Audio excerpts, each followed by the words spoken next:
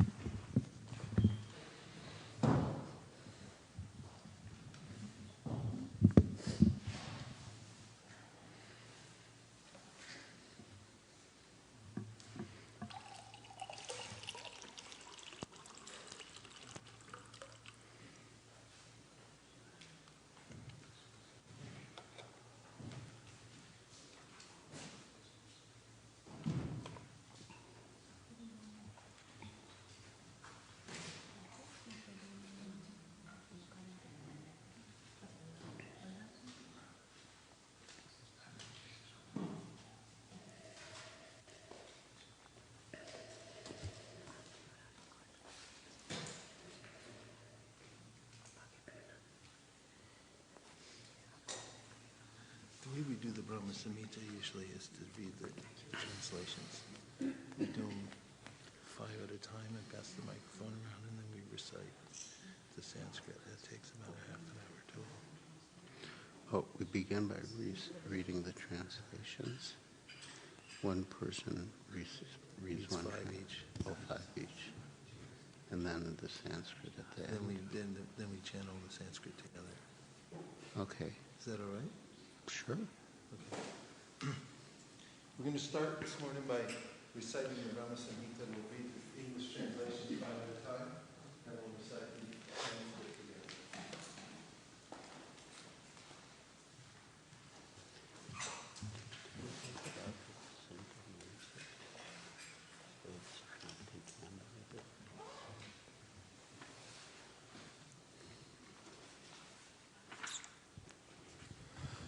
Krishna, who is known as Govinda, is the Supreme Godhead. He has an eternal, blissful spiritual body. He is the origin of all. He has no other origin, and he is the prime cause of all causes. The spiritual place of transcendental pastimes of Krishna is portrayed in the second verse. The super excellent station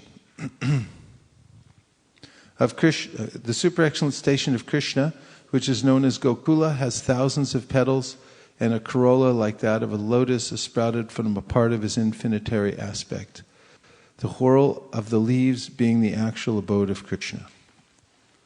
The whorl of that transcendental lotus is the realm wherein dwells Krishna. It is a hexagonal figure, the abode of the indwelling, predominated and predominating aspect of the Absolute. Like a diamond, the central supporting figure of self-illuminate Krishna stands as the transcendental source of all potencies. The holy name, consisting of 18 transcendental letters, is manifested in a hexagonal figure with sixfold divisions. The whorl of that eternal realm, Gokula, is the hexagonal abode of Krishna. Its petals are the abodes of gopis who are part and parcel of Krishna, to whom they are most lovingly devoted and are similar in essence. The petals shine beautifully like so many walls. The extended leaves of that lotus are the garden-like dham, that is, the spiritual abode of Sri Radhika, the most beloved of Krishna. The surrounding external plane of Gokula is described in this verse. There is a mysterious quadrangular place named Shwetadweep surrounding the outskirts of Gokula. Shwetadweep is divided into 4 parts on all sides. The abode of Vasudeva, Sankarshan, Pradyumna, and Aniruddha are separately located in each of these 4 parts. These 4 divided abodes are enveloped by the fourfold human requirements, such as piety, wealth, passion, and liberation, as also by the 4 Vedas, namely Rig, Sama, Yajur, and Atharva, which deal with the mantra and which are the basis of achievements of the fourfold mundane requirements. 10 tridents are fixed in the 10 directions, including the zenith and nadir. The 8 directions are decorated with the 8 jewels of Mahapadma, Padma, Shankha, Makara, Kachapa, Mukunda, Kunda, and Nila.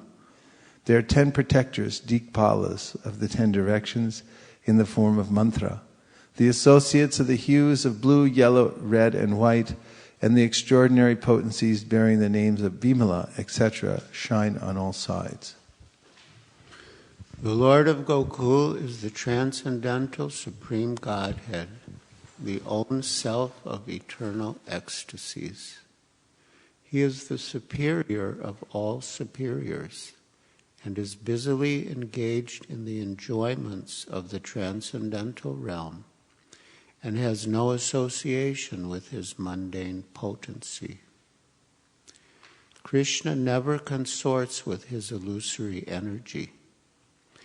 Still, her connection is not entirely cut off from the absolute truth. When he intends to create the material world, the amorous pastime in which he engages by consorting with his own spiritual chit potency, Rama, by casting his glance at the diluting energy in the shape of sending his time energy, is an auxiliary activity. The secondary process of association with Maya is described. Rama Devi, the spiritual chit potency, beloved consort of the Supreme Lord, is the regulatrix of all entities.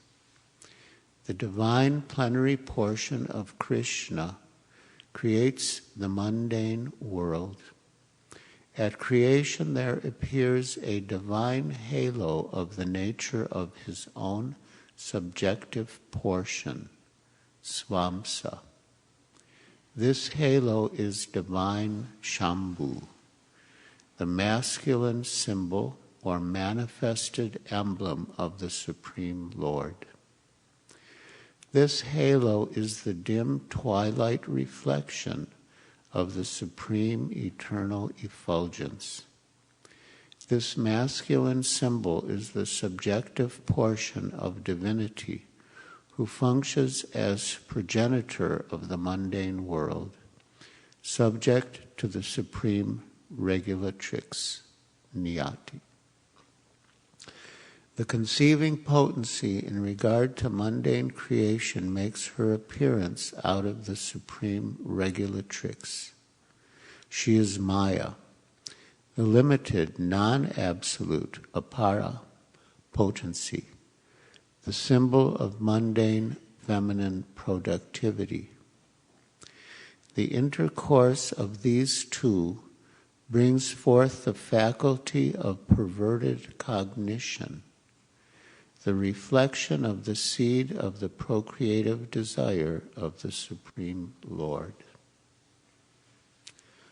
All offspring of the consort of the great Lord, Maheshwar, of this mundane world are of the nature of the embodiment of the mundane, masculine, and feminine generative organs.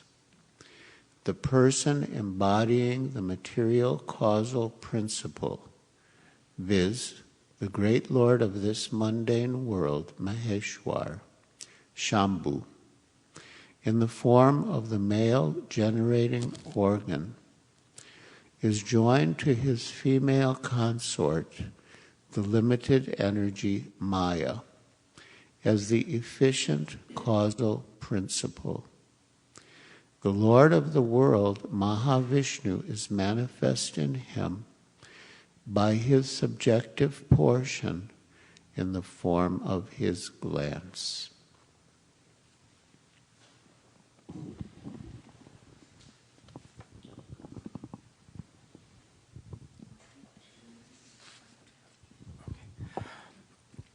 The Lord of the mundane world, Mahavishnu, possesses thousands of heads, eyes, hands. He is the source of thousands of avatars in his thousands and thousands of subjective portions. He is the creator of thousands of individual souls.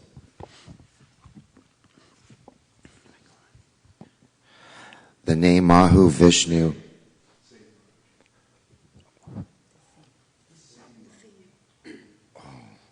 the same Mahavishnu is spoken of by the name of Narayan in this mundane world. From that eternal person has sprung the vast expanse of water of the spiritual causal oceans.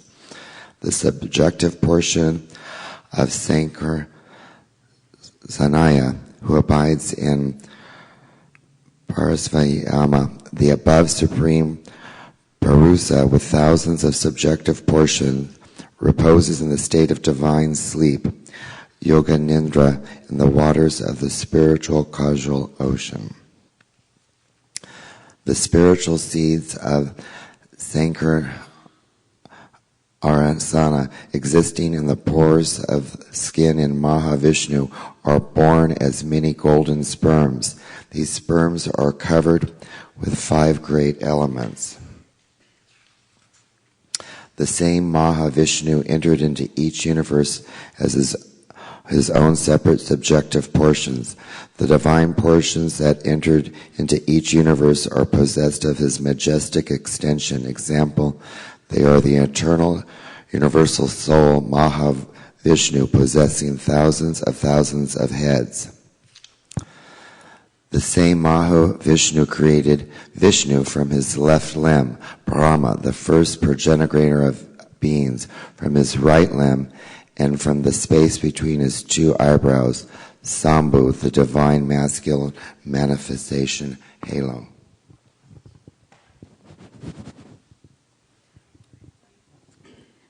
The function of Sambhu is related to Jiva in this universe, enshrining the mundane egotistic principle has originated from Shambhu. Thereupon, the same great personal Godhead, assuming threefold form of Vishnu, Prajapati and Shambhu, entering into the mundane universe, plays the pastime of preservation, creation, and destruction of this world. This pastime is contained in this mundane world. Hence, it is perverted. The Supreme Lord, identical with Mahavishnu, prefers to consort with the goddess Yoganidra, the constituent of his own spiritual chit, potency full of ecstatic trance of eternal bliss, appertaining to his own divine personality. When Vishnu, lying in the ocean of milk, wills to create this universe, a golden lotus springs from his navel pit. The golden lotus with its stems is the abode of Brahma, representing Brahmaloka or Satyaloka. Before the conglomeration, the primary elements in the nascent state remain originally separate entities. Non-application of the conglomerating process is the cause of the separate existence.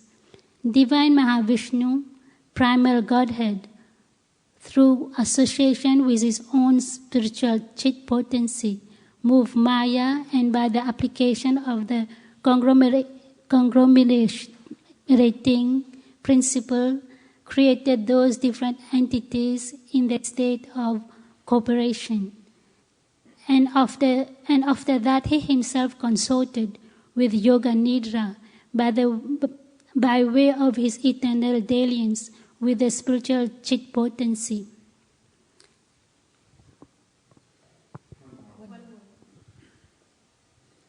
By conglomerating all those separate entities, he manifested the innumerable mundane universes and himself entered into the inmost recesses of every extended conglomerate, Virat Vigraha. At that time, those jivas who had lain dormant during the cataclysm were awakened. The same jiva is eternal and is for eternity, and without a beginning, joined to the Supreme Lord by the tie of an eternal kinship. He is transcendental spiritual potency. The divine lotus which springs from the navel pit of Vishnu is in every way related by the spiritual tie with all souls and is the origin of four-faced Brahma versed in the four Vedas. On coming out of the lotus, Brahma, being guided by the divine potency, tuned his mind to the act of creation under the impulse of previous impressions, but he could see nothing but darkness in every direction. Then the goddess of learning, Saraswati, the divine consort of the Supreme Lord, said thus to Brahma, who saw nothing but gloom in all directions, "O Brahma, this mantra, namely, Klim Krishnaya Govindaya Gopi Jana Vallabhaya Swaha, will assuredly fulfill your heart's desire. O Brahma, do thou practice spiritual association by means of this mantra, then all your desires will be fulfilled." Brahma, being desirous of satisfying Govinda, practiced the cultural acts for Krishna in Goloka, Lord of Shwetadeep, for a long time. His meditation ran thus: There exists a divine lotus of 1,000 petals, augmented by millions of filaments, in the transcendental land of Goloka. On its wall there exists a great divine throne on which is seated Sri Krishna, the form of eternal effulgence of transcendental bliss, playing on his divine flute resonant with the divine sound, with his lotus mouth. He is worshipped by his amorous milkmaids with their respective subjective portions and extensions, and also by his external energy who stays outside, embodying all mundane qualities. Then Gayatri, mother of the Vedas, being made manifested, imparted by the divine sound of the flute of Sri Krishna, entered into the lotus mouth of Brahma, born from himself through his 8 ear holes. The lotus-born Brahma, having received the Gayatri, sprung from the flute song of Sri Krishna, attained the status of the twice-born, having been initiated by the Supreme Primal Preceptor, Godhead himself. Enlightened by the recollection of that Gayatri, embodying the 3 Vedas, Brahma became acquainted with the expanse of the ocean of truth. Then he worshipped Sri Krishna, the essence of all Vedas, with this hymn. I worship Govinda, the primeval Lord, the first progenitor who is tending the cows, yielding all desire in abodes built with spiritual gems, surrounded by millions of purpose trees, always served with great reverence and affection by hundreds of thousands of Lakshmi or gopis.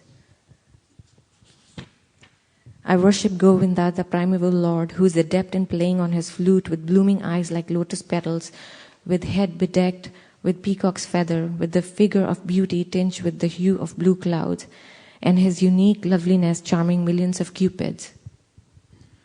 I worship Govinda, the primeval Lord, round whose neck is swinging garland of flowers, beautified with the moon locket, whose 2 hands are adorned with the flute and jeweled ornaments, who always revels in pastimes of love, whose graceful 3-fold bending form of Shyamasundara is eternally manifest. I worship Govinda, the primeval Lord, whose transcendental form is full of bliss, truth, substantiality, and is thus full of the most dazzling splendor. Each of the limbs of that transcendental figure possesses in himself the full-fledged functions of all the organs, and eternally sees, maintains, and manifests the infinite universes, both spiritual and mundane. I worship Govinda, the primeval Lord, who is inaccessible to the Vedas, but obtainable by pure unalloyed devotion of the soul, who is without a second, who is not subject to decay, is without a beginning, whose form is endless, who is the beginning and the eternal Purusha, yet he is a person possessing the beauty of blooming youth. I worship Govinda, the primeval Lord, only the tip of the toe of whose lotus feet is approached by the yogis who aspire after the transcendental and betake themselves to pranayam by drilling the respiration, or by the jnanis who try to find out the non-differentiated Brahman by the process of elimination of the mundane, extending over thousands of millions of years. He is an undifferentiated entity, as there is no distinction between potency and the possessor thereof. In his work of creation of millions of worlds, his potency remains inseparable. All the universes exist in him, and he is present in his fullness in every one of the atoms that are scattered throughout the universe at one and the same time. Such is the primeval Lord whom I adore. I adore the same Govinda, the primeval Lord, in whose praise men who are imbued with devotion sing the mantra suktas told by the Vedas by gaining their appropriate beauty, greatness, thrones, conveyances, and ornaments. I worship Govinda, the primeval Lord, residing in his own realm, Golok, with Radha, resembling his own spiritual figure, the embodiment of the ecstatic potency, possessed of the 64 artistic activities, in the company of her confidants, Sakhis, embodiments of the extensions of her bodily form, permeated and vitalized by his ever blissful spiritual rasa. Going to page number 74. I worship Govinda, the primeval Lord, who is Shyam Sundar Krishna himself, with inconceivable, innumerable attributes, whom the pure devotees see in their heart of hearts with the eye of devotion, tinged with the salve of love. I worship Govinda, the primeval Lord, who manifested himself personally as Krishna and in the different avatars in the world in the forms of Ram, Nrsimha, Vamana, etc. as his subjective portions.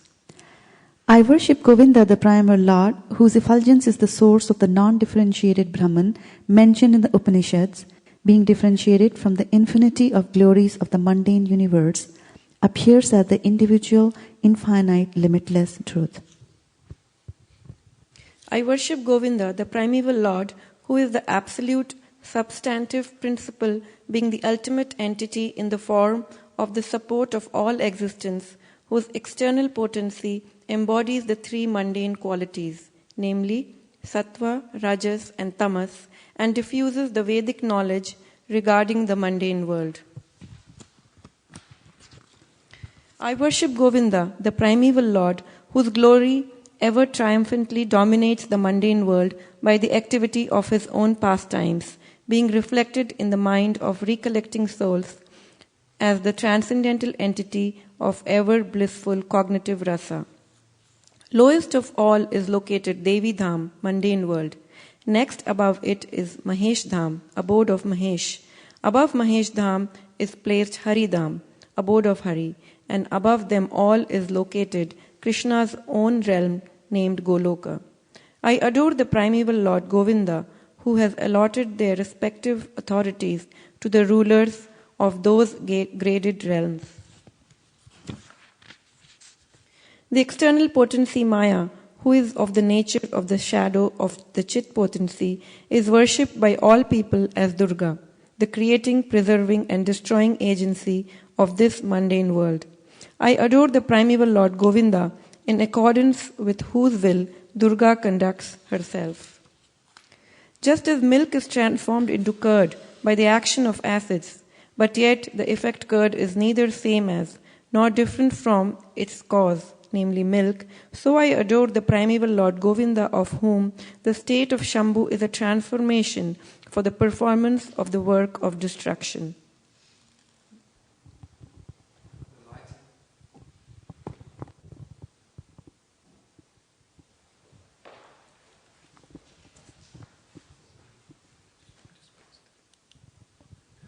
The light of one candle being communicated to other candles, although it burns separately in them, is the same in its quality.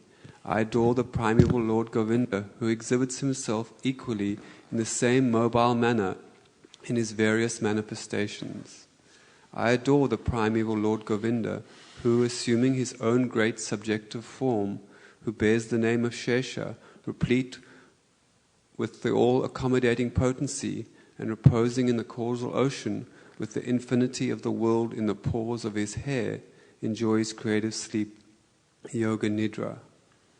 Brahma and other lords of the mundane worlds, appearing from the pores of the hair of Mahavishnu, remain alive as long as the duration of one exhalation of the latter, Mahavishnu.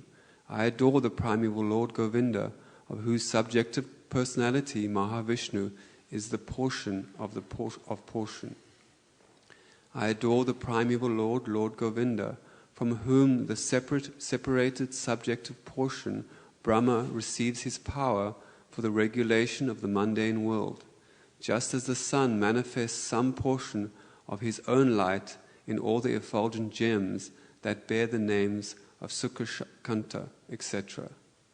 I adore the primeval Lord Govinda, whose lotus feet are always held by Ganesh upon the pair of tumuli protruding from his elephant head, in order to obtain power for his function of destroying all the obstacles on the path of progress of the three worlds.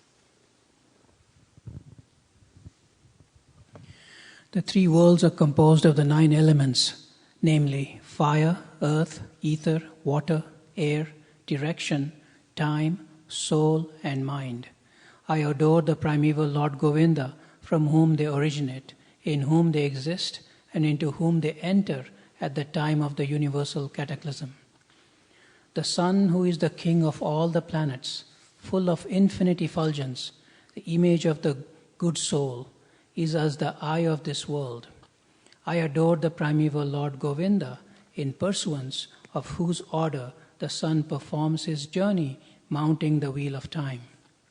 I adore the primeval Lord Govinda, by whose conferred power are maintained the manifested potencies that are found to exist, of all virtues, all vices, the Vedas, the penances, and all jivas, from Brahma to the meanest insect.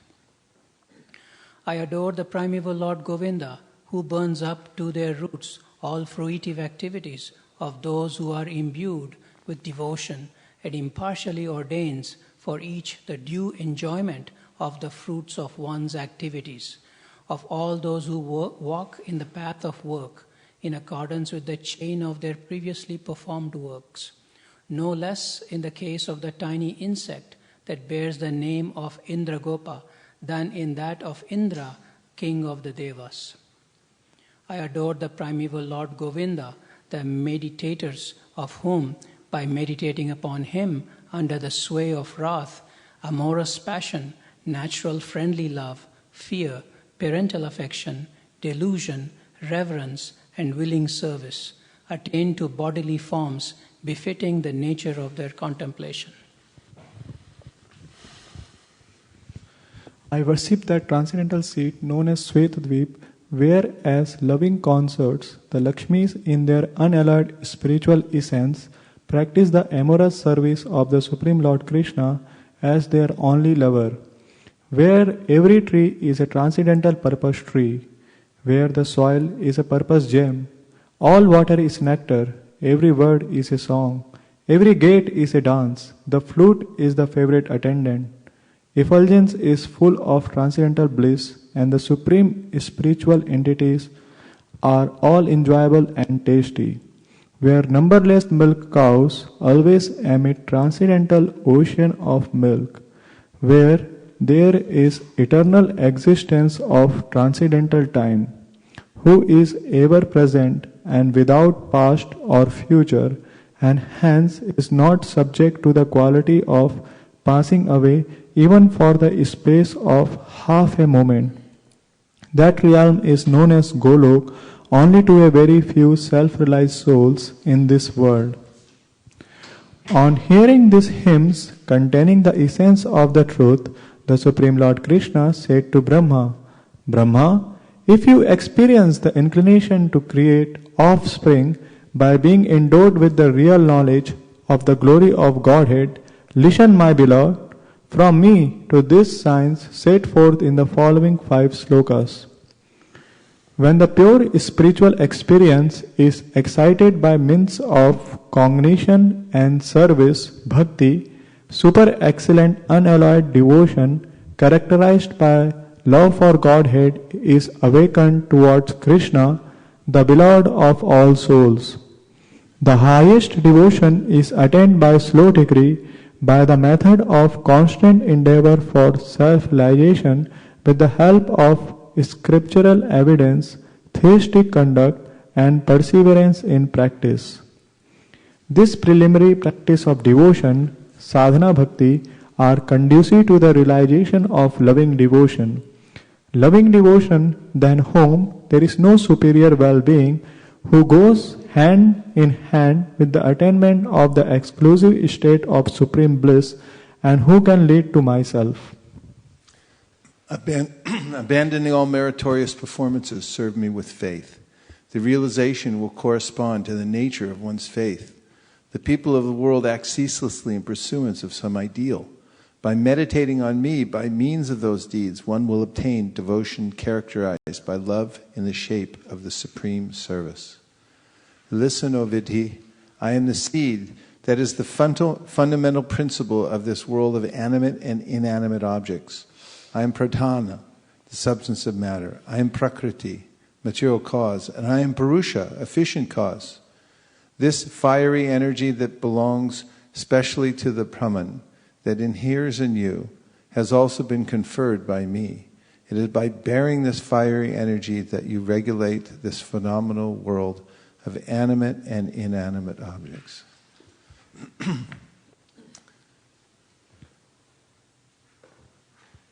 And now we'll sing the Sanskrit verses together in unison and in beautiful harmony.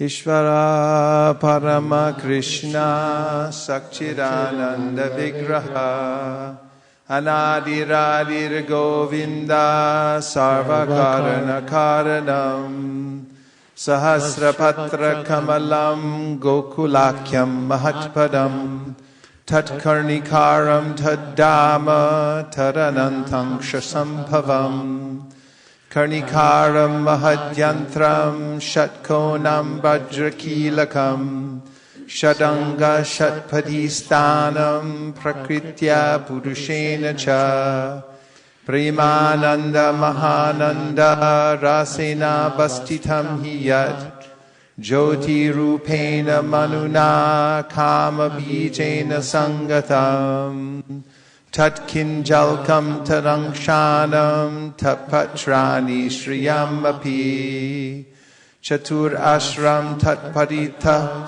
Shweta Dipakyamadbhutam Chatur Ashram Chatur Murtesh Chatur Dhamma Chatuskritam Chaturbhi Purushartaischa Chaturbhir Hetubhir Vritam Shular Dashabiradadam Urdvadotid Vikshapi Ashtabhir Nidibir Jushtam Ashtabhi Siddhibistata Manurupaishcha Dashabhir Dikpalai Parito Vratam Shamayar Goraishcha Raktaishcha Shuklaishcha Parshadarshabahi Shobitam Shakti Bistabir Adbhuta Bisamantataha Evam Jyotirmayo Deva Sadananda Paratparaha Atma Ramasya Tasyasti Prakrityana Samagamaha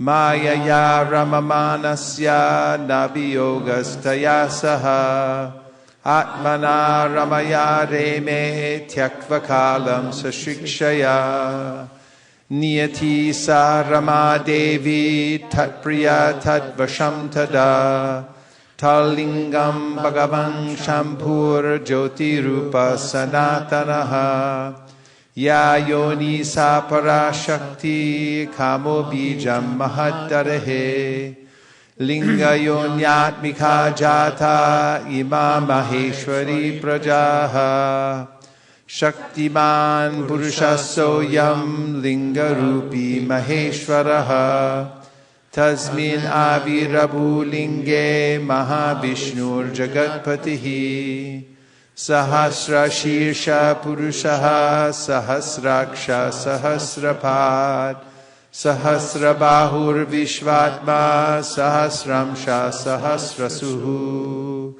Narayana Sabhagavan Apastasmat Sanatanat Avirasit Karanarno Nidhi Sankarshanatmakaha Yoga Nidram Katastasmin Sahasramsha Swayam Mahan Tadruma Bilajaleshu Bijam Sankarshanasya Cha Haimanyandari Chatani Mahabhuta Vratani Tu Pratyandam Evamekam Shad Ekam Shad Vishati Swayam Sahasra Murtha Vishvatma Mahavishnu Sanatanaha Vaman Gad Asrajad Vishnum Dakshinan Gat Prajapatim Jyotirlinga Mayam Shambhum Kurcha Deshad Avasrajad Ahankaratmakam Vishvam Tasmad Etad Vyajayata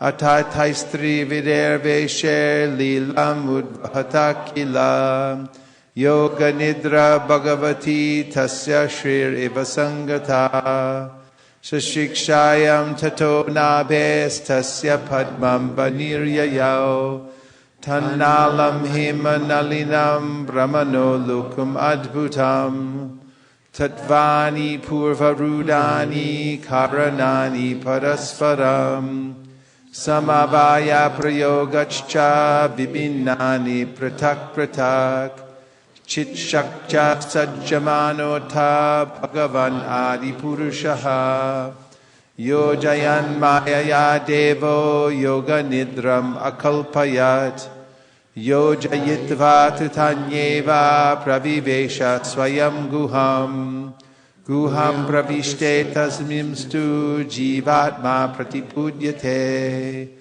Sanityo Nitya Sambandha Prakritischa Paraivasa Evam Sarvatma Sambandham Nabhyam Padmam Harerabhut Tatra Brahmad Bhavad Bhuyash Chaturvedi Chaturmukha Sanjato Bhagavach Chaktya Tatkalam Kilachoditaha Sashikshayam Matim Chakre Purva Samskara Samskritaha Tadarsha Kevalam Dvantam Nanyat Kim Api Sarvataha Uvacha Puratastasmai Tasya Divya Saraswati Kama Krishnaya Govinda He Gopi Jana Ityapi Vallabhaya Priyavanir Mantrante Dasyati Priyam Tapastvam Tapaetena Tapasitir Bhavishyati Atate Sasuchiram Prinang Govindam Avyayam Shweta Dvipapatim Krishnam Golokastam Paratparam Prakritya Gunarupinya Rupinya Paryupasitam Sahasradala Sampande Koti Kinjalka Brahmite Bhumishchintamanistattra Karnikare Mahasane Samasinam Chidanandam Jyoti Rupam Sanatanam Shabda Brahmamayam Venum Badayantam Mukambuje Vilasini Ganavratam Swashar Amsharabhishtutam Atavenu Naradasya Traimurti Mayigatihi Spuranti Prabhiveshashu Mukabjani Swayambhuvaha Gayatrim Gayatastasmad Adigatya Sarojajaha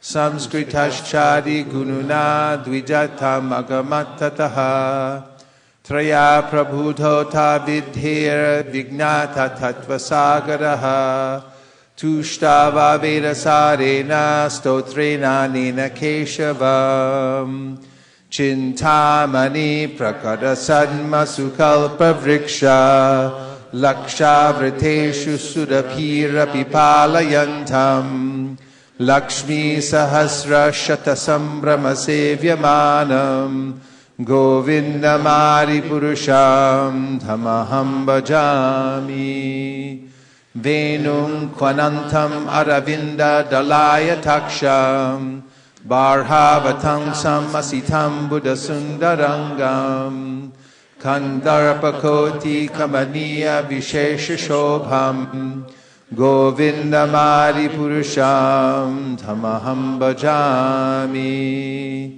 Alola Chandra Kala Sadvanamalya Vamshi Ratnangadam Pranayakeli Kalavilasam Shyamam Tribangalalitam Niyata Prakasham Govindamari Purusham Dhamaham Bhajami Angani Yasya Sakalendriya Vrittimanti Pashyanti Panti Kalayanti Chiram Jaganti Ananda Chinmaya Sadujjvala Vigrahatsya Govindamari Purusham Dhamaham Bhajami Advaitam Achutam Anadim Anantarupam Adyam Purana Purusham Navayovanam Cha Vedeshu Durlabham Adurlabham Atma Bhaktao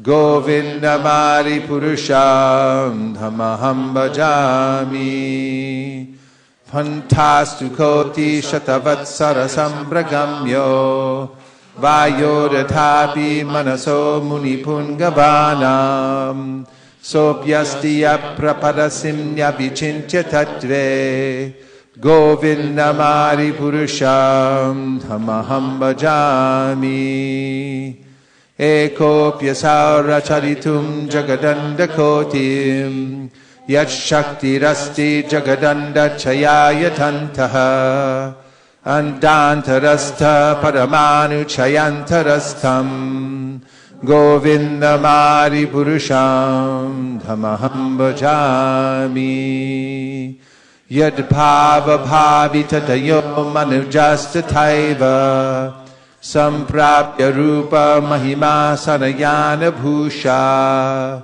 Suktaryameva Nagama Pratitaistuvanti Govindamari Purusham Dhamaham Bhajami Ananda Chinmaya Rasa Pratibhavitabhis Tabirya Eva Nijarupa Taya Kalabi Goloka Eva Nivasatya Kilatma Bhuto Govindamari Purusham Dhamaham Bhajami Premanjana Chudita Bhakti Vilochanena Santaksa Daiva Hridageshu Vilokayanti Yam Shama Sundaram Achintya Gunasarupam Govindamari Purusham Dhamaham Bhajami Ramari Muti Shukalani Amena Tishtan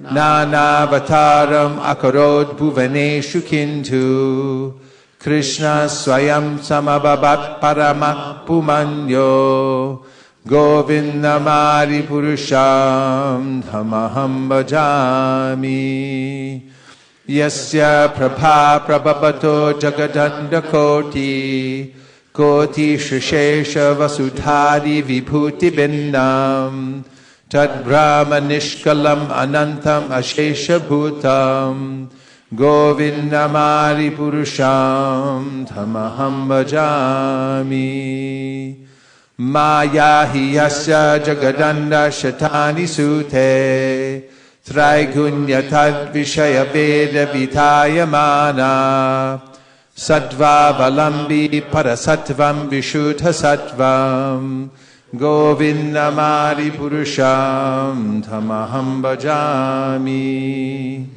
Ananda Chinmaya Rasadmataya Manasu Ya Praninam Pratipalam Smarutamu Lila Yatena Bhuvanani Jayatya Jastram Govindamadi Purusham Dhamaham Bhajami Golokanamni Nijadamni Taleta Tasya Devi Mahesha Haridama Suteshu Teshu Te Te Prabhavan Chaya Vihitascha Yena Govindamari Purusham Dhamaham Bhajami Shristi Sthiti Pralaya Sarana Shakti Rekha Chayeva Yasya Bhuvanani Vibharti Durga Ichchanurupam Api Yasya Chacheshtate Sa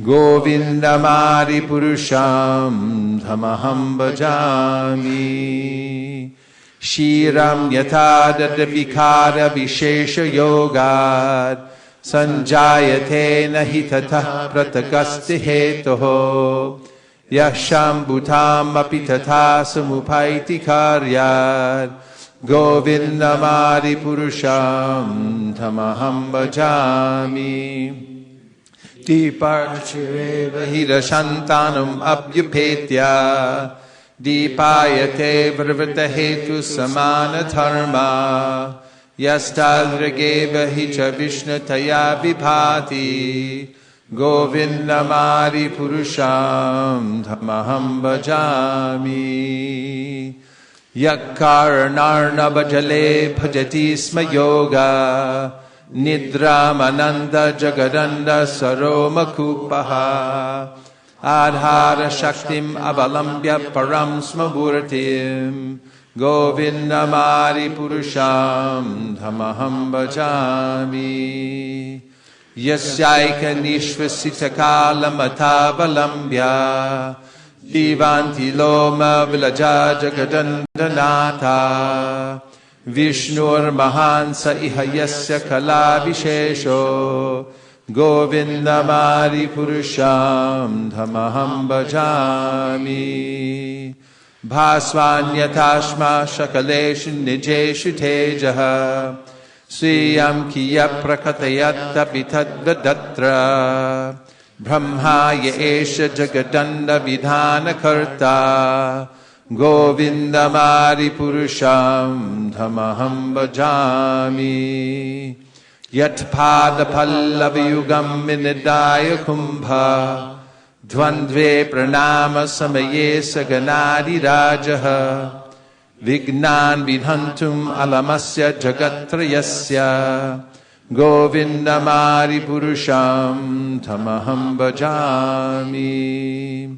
Agnir Mahi Gaganamamumurujashascha Kalastatatma Manasiti Tagatrayani Yasmad Bhavanti Vibhavanti Vishanti Yangcha Govindamari Purusham Tamaham Bhajami.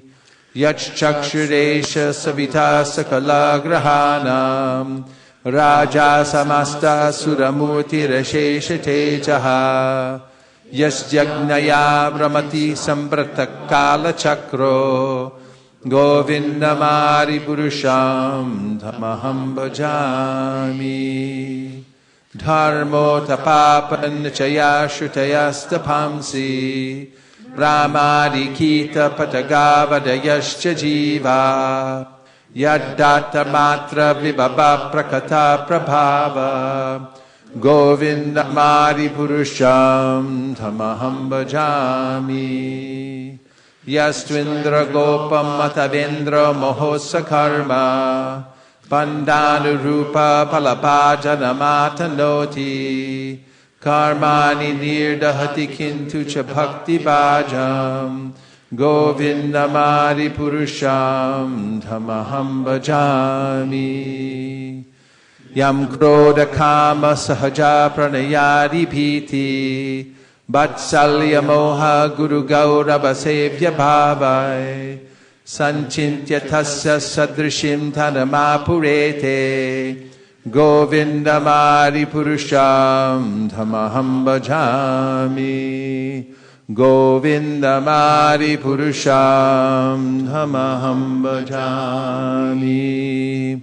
Sri Akanta Kanta Parama Purusha Kalpataravo Drumha Bhumishchintamani Ganamayi Toyam Amratam Kataganam Natyam Gamanam Apivam Shi Prayasaki Chiranandam Jyoti Paramapi Taraswadyam Apicha Sayatra Shiradhi Sravati Surabhibhyasya Sumahan Nimeshadhyako Vavrajati Nahi Atrapi Samayaha Bhaje Shweta Dvipam Tamaham Iha Golokamityam Vidantaste Shantakshiti Viralachara Katipaye Ato Vacha Mahavishnur Bhagavantam Prajapatim Brahman Mahatva Vijnane Prajasarge Chachinmatihi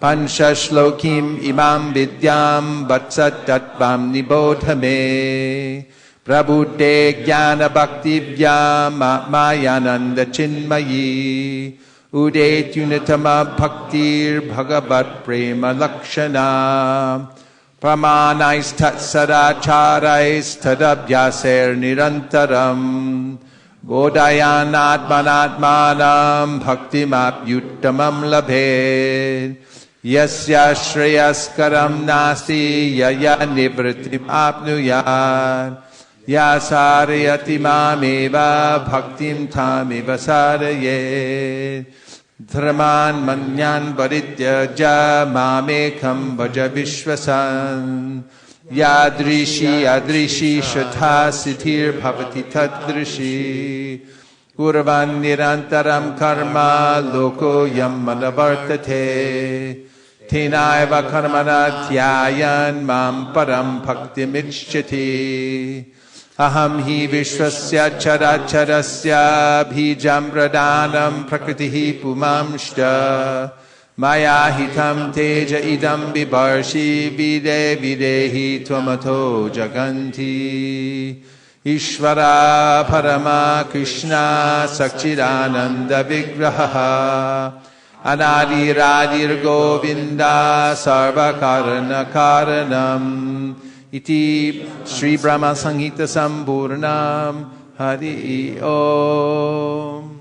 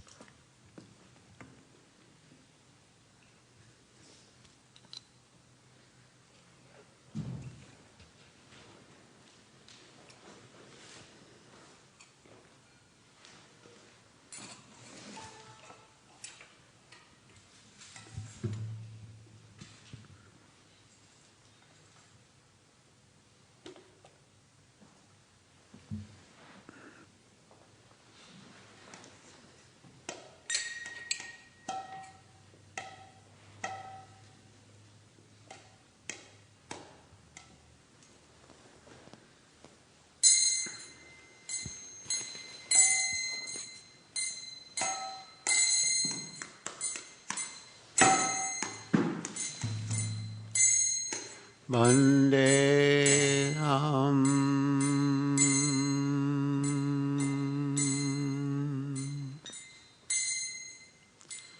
Shri Guru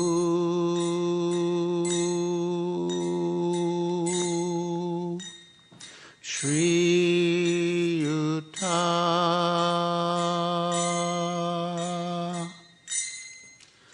Padakamalam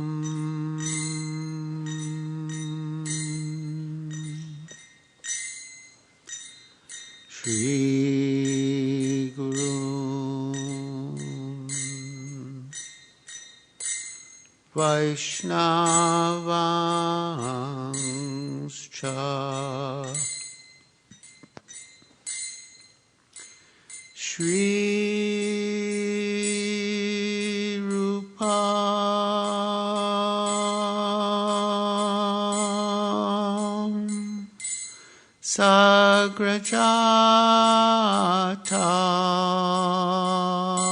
Sagrajatam Sahagana Raghunatam Vitam Stam Sajivam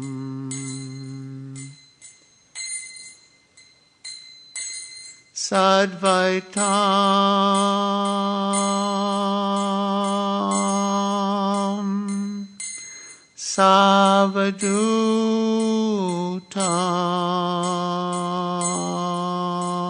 Savadutam Parijana Saitam Krishna Chaitanya Devam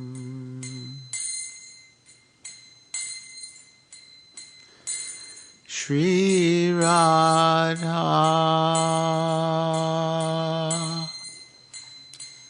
Krishna Padam Sahagana Lalita Shri Vishakhanvitanscha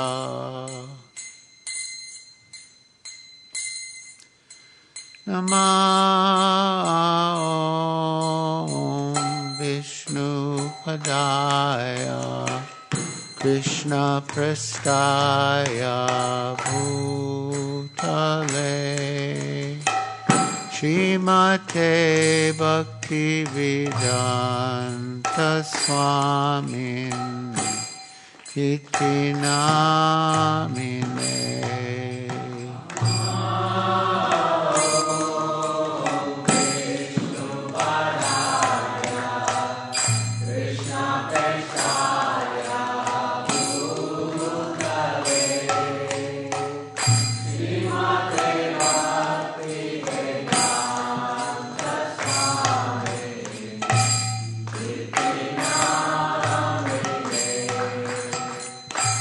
Namaste Saraswati Deve Gauravani Pracharine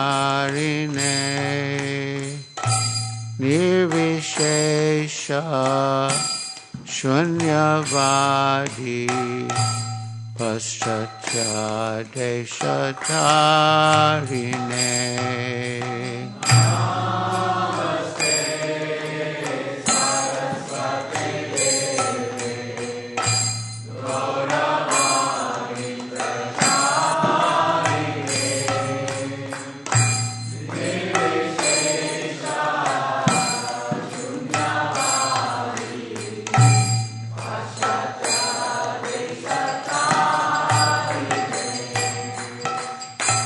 Sri Krishna Chaitanya Prabhu Nityananda Shri Advaita Gadadhar Shivasadi Gaur Bhakta Vrinda.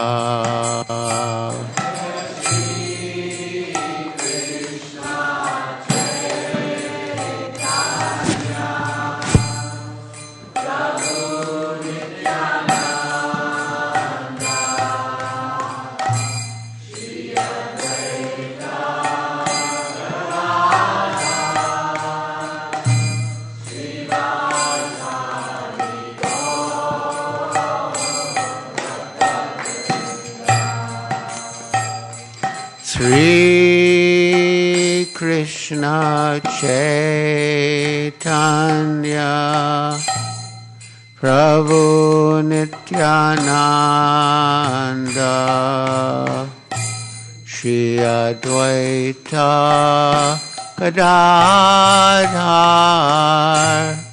Shivasadi Gaur Bhakta Vrinda.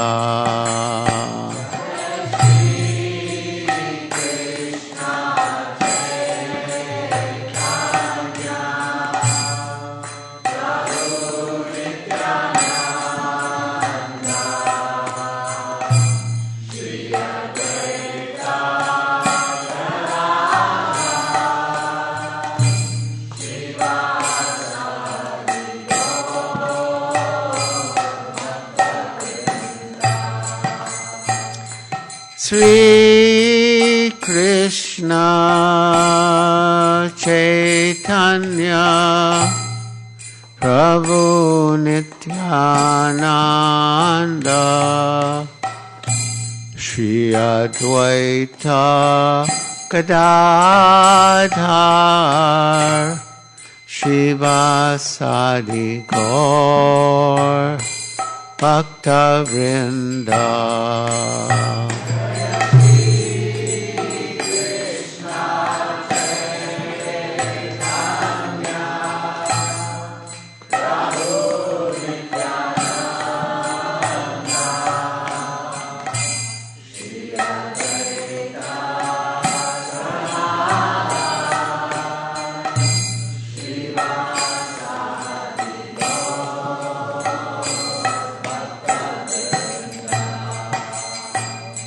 Sri Krishna Chaitanya Prabhu Nityananda Shri Advaita Gadadhar Shivasadi Gaur Bhakta Vrinda.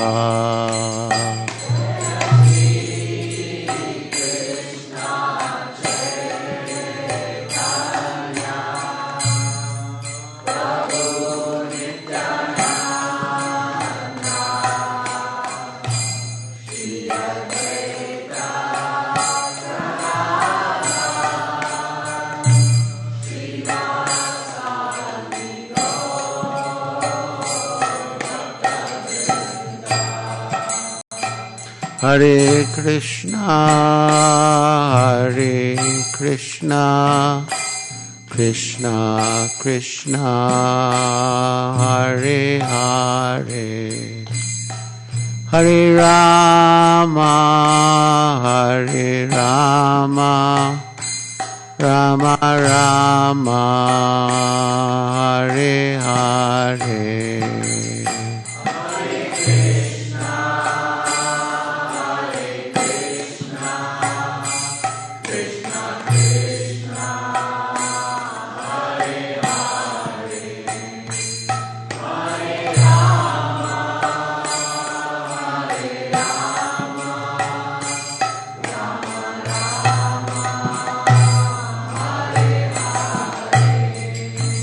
Hare Krishna, Hare Krishna, Krishna Krishna, Hare Hare, Hare Rama, Hare Rama, Rama Rama, Hare Hare.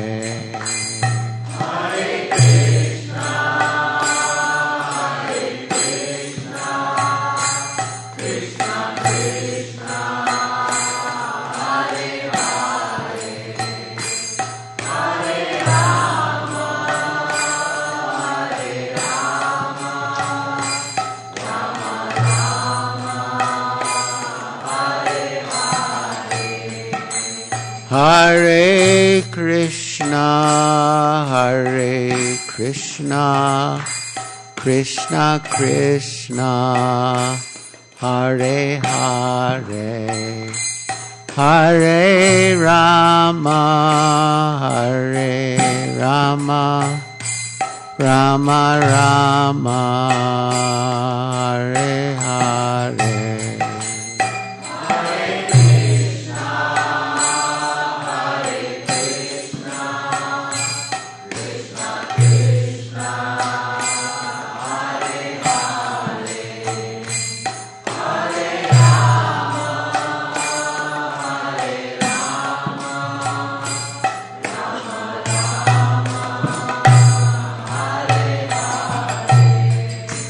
Hare Krishna, Hare Krishna, Krishna Krishna, Hare Hare, Hare Rama, Hare Rama, Rama Rama, Hare Hare.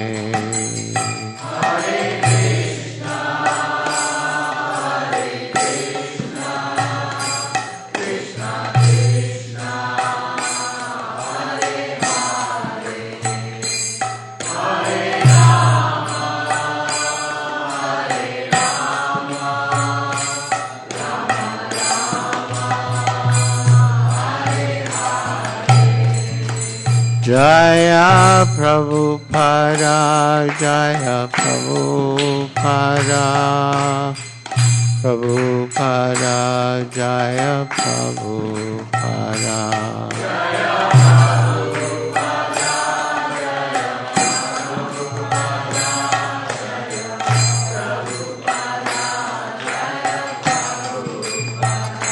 Jaya Prabhupada, Jaya Prabhupada, Prabhupada, Jaya Prabhupada.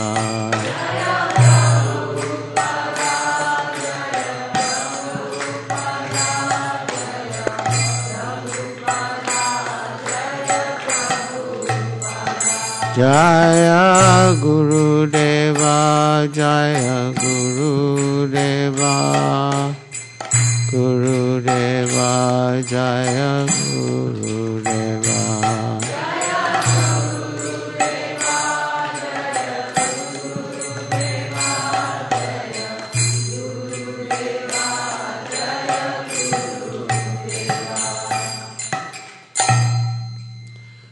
Jayam Vishnupad Paramahansa Pariprajakacharya Stotra Satasri Srimad Bhaktivedanta Swami Prabhupada Ki Jai.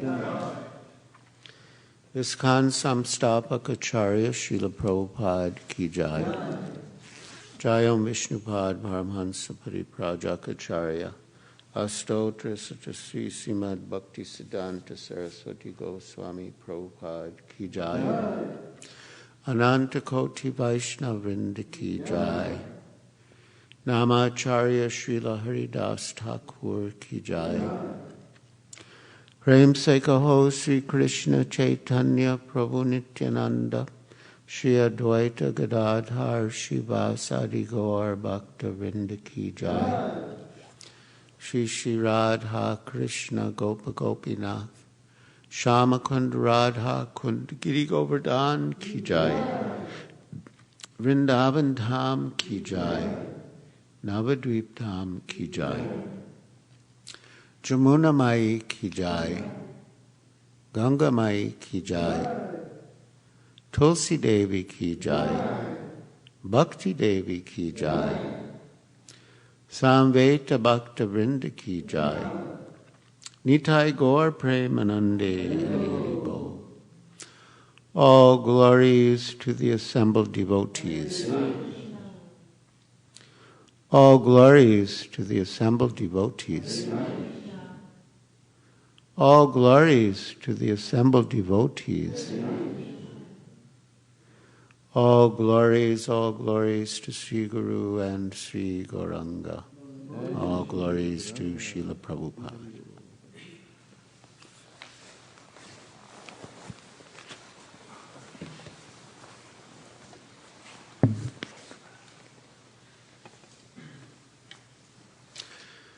Hare Krishna.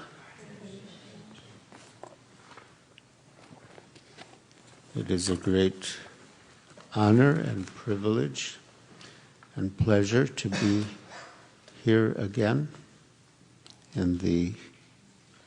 under the shelter of Shri Shri Radha Madan Mohan and Shri Gaura Hari and Shri Nishinga Bhagavan, Srila Prabhupada, and this wonderful community of devotees. A few days ago, we observed the disappearance day, or appearance day, of Srila Madhavendra Puri. It is said that Srila Madhavendra Puri brought to this world the seed of ecstatic love for Krishna. And that seed realized its full manifestation in the form of Sri Chaitanya Mahaprabhu.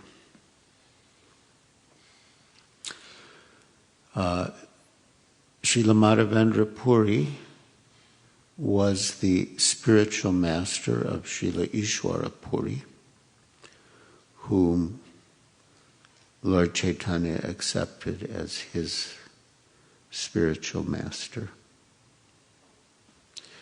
So we will read some verses that pertain especially to Srila Madhavendra Puri's last days on earth, and learn how, by serving and pleasing the spiritual master or the pure devotee, one gets one result, and how by offending and displeasing the pure devotee, one gets a different result.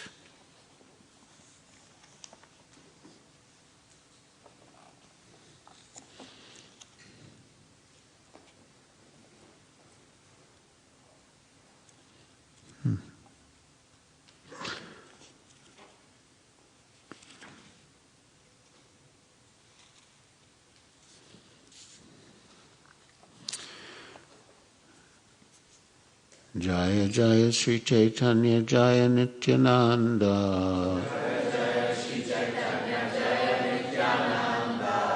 Jaya Dvaita Chandra Jaya Gaura Bhakta Vrinda.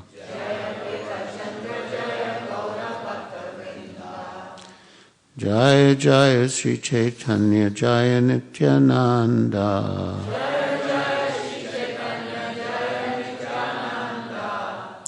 Jaya Dvaita Chandra Jaya Gaura Bhakta Vrinda.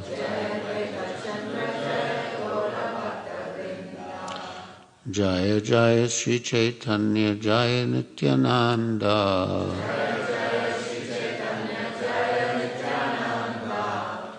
Jaya Dvaita Chandra Jaya Gaura Bhakta Vrinda.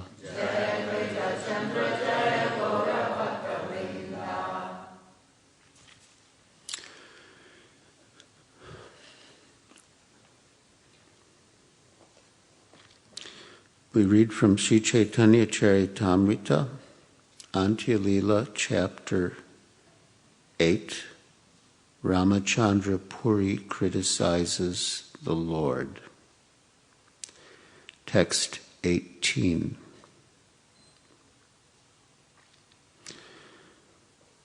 Purveyabe Madhavendra Karena Antardana Ramachandra Puritabe Ailatanrastana. Formerly, when Madhavendra Puri was in the last stage of his life, Ramachandra Puri came to where he was staying. Madhavendra Puri was chanting the holy name of Krishna, and sometimes he would cry, "Oh my Lord, I did not get shelter at Mathura."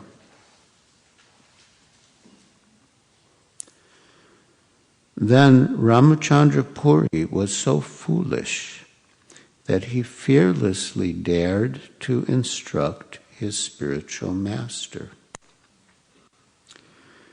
Tumi Purna Brahmananda Karaha Smarana Brahmavit Kanyakene Karaha Rodana. If you are full in transcendental bliss, he said, you should now remember only Brahman. Why are you crying? Purport by His Divine Grace, Srila Prabhupada. As stated in the Bhagavad Gita, Brahma Bhuta Prasanatma, a Brahman-realized person is always happy. Na sochati na kankshati.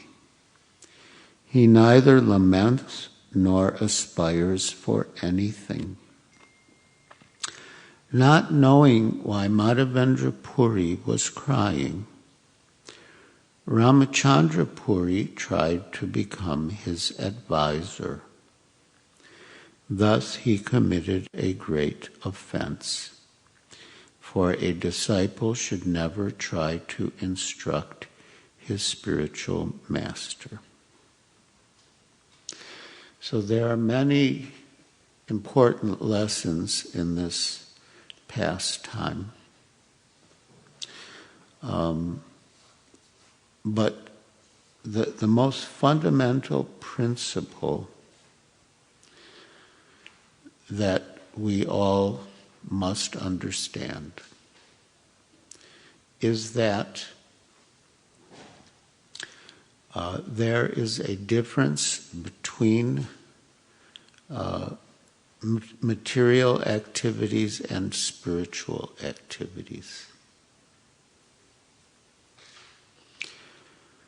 Impersonalists have experience of material activities.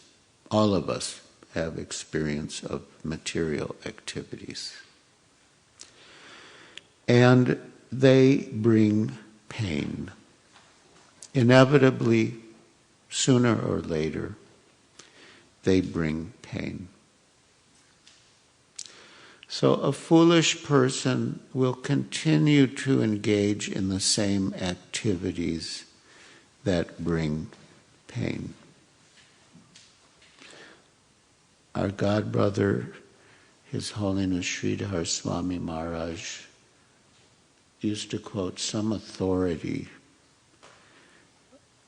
Albert Einstein, some authority, that to continue to engage in the same activities and expect a different result is a type of insanity. So ordinary people, they engage in material activities which result in pain. But they continue to engage in them, thinking that if they learn how to do it a little better, then the next time it won't bring pain. It'll bring pleasure. But when it brings pain, the next time they think, okay, back to the drawing board, we'll just redesign it in a little different way, and then it'll bring happiness. But it never does. Ultimately, all material activities result in frustration and disappointment. So, a more intelligent person will think that these activities are bringing me pain, so I don't want to engage in these activities. But if they have no association with pure devotees, they will have no idea of spiritual activities, and they will think that the alternative is to cease activity, to cease thinking, feeling, desiring, and acting. But as we have all experienced, and as Srila Prabhupada and the scriptures have informed us, it is not possible to stop activity. I mean, I was in that category, and I was, reading books by impersonal speculators. Now I say speculators. At that time, I had no conception of the difference between speculation and knowledge. I had gone through the educational system provided in America, and pretty much everything we were taught was speculation. And we, in turn, were taught that we should speculate. And so I had no conception. In fact, in the early days of the Boston Temple, under Srila Prabhupada's instruction, we had ISKCON. And ISKCON meant discussing spiritual topics. And we were very new, and Srila Prabhupada said specifically, ISKCON means to repeat the words of the spiritual master. In other words, he didn't want us to speculate. So there was a discussion on one of the purports to Sri Brahma Samhita. which we just recited, and, about how the material world is like a cloud, and they're, variegated vegetation, but after some time, it's all wound up. So there's a discussion. And I made a point that seemed to me quite appropriate. I had begun as an English major, and so I used my interpretive powers. And I didn't even think of it. I just explained how I thought, what that meant about. And then immediately all the devotees looked at me and said, "That is speculation."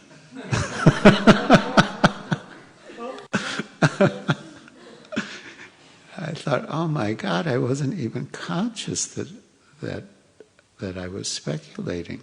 And it took me a while to understand. To me, it seemed obvious. It was right there in the purport. But when I looked more closely, I saw there was a little leap from what was in the purport to what took place in my mind and what came out of my mouth. So at a certain stage I had understood that, material activities ultimately resulted in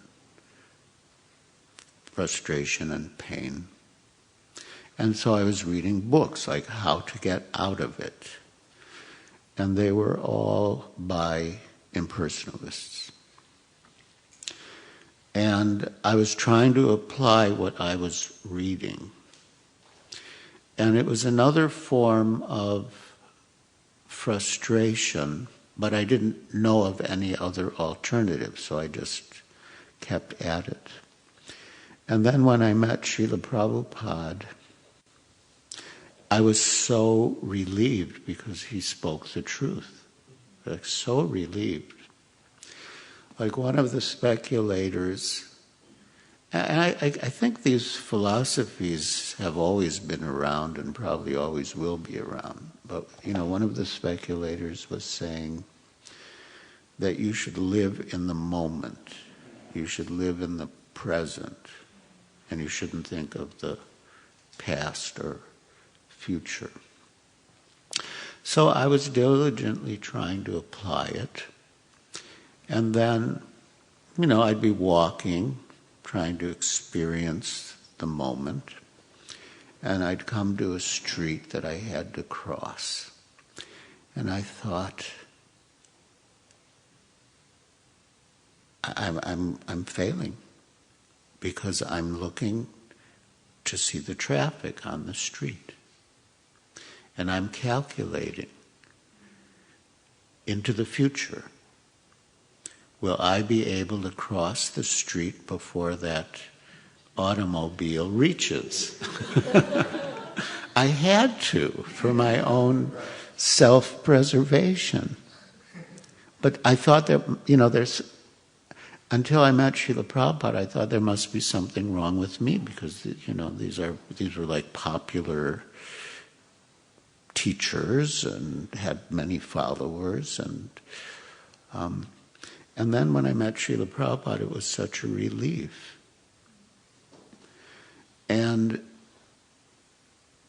I realized that it's not practical. It's not real. And another thing that Srila Prabhupada said is that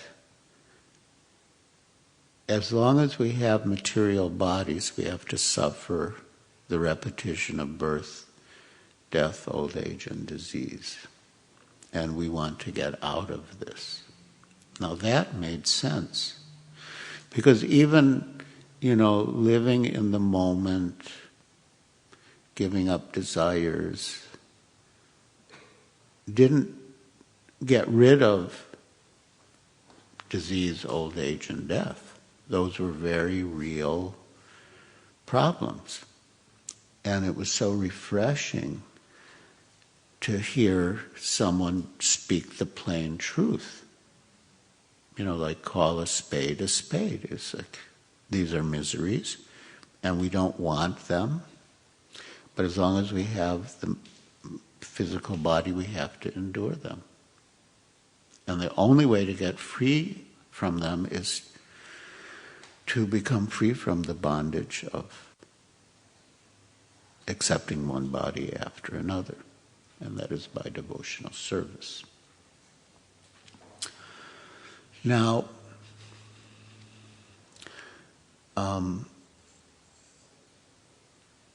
this verse that Srila Prabhupada quoted in the purport, Bhagavad Gita 1854, is very relevant. Because although by Srila Prabhupada's grace and the grace of the Parampara, we can understand things in the proper perspective. But one could, without proper association, misunderstand it. Brahma Bhuta, we know, so Brahma Bhuta means one who is on the Brahman platform, who's realized Brahman. Nasochati nakamshati, he has no hankering and no lamentation. So one could misunderstand this, that because in material life the whole day is just hankering and lamenting. There's nothing else to it. One could think that it means there's no thinking or feeling or willing. It's just like a void,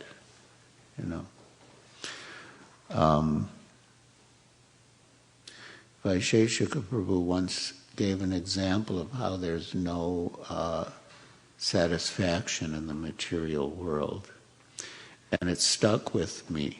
And since I heard it from him, I've experienced it again and again and again. You're in a car or in someone's house, and you feel too warm. So you take off your sweater. So the, vigilant driver or host, he's hot. So they'll turn down the temperature. So then it's too cold, because it doesn't have his sweater on anymore. So he puts his sweater on again, and the host thinks, he's feeling cold, and turns up the temperature. And it's like an endless cycle of trying to adjust, between the sweater and the thermostat, and it's never right, because it's just the nature of the world.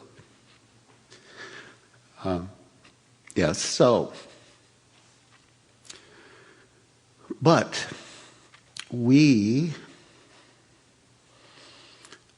as spirit souls, cannot obliterate thinking, feeling, desiring, or acting. But we have to change the purpose. Instead of acting for ourselves, for our sense gratification, we act for Krishna's pleasure. And that's the difference between kama, lust, and prema, pure love. And there is hankering and lamenting on the spiritual platform. I'm quoting Srila Prabhupada because I experienced the instructions from him first, many of the instructions from him first. Later, I found them in the scripture. And that was also amazing as I read more and more. So many things that I'd heard from Srila Prabhupada kept manifesting in the scripture. And I thought, my God, everything he said is from the scripture. But of course he said it with such realization and conviction and naturalness that, you would have thought it was just coming from him. So, one day he said, our only lamentation, and he paused, like very dramatic. I think it's like a good teaching approach. He said, our only lamentation is, and then he paused. And then, so naturally I'm thinking, what's coming next? And trying to complete the sentence in my mind. How would you complete the sentence?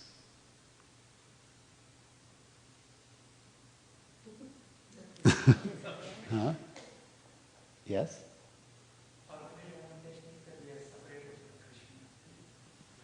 We are separated from Krishna. Partial answer. That's true.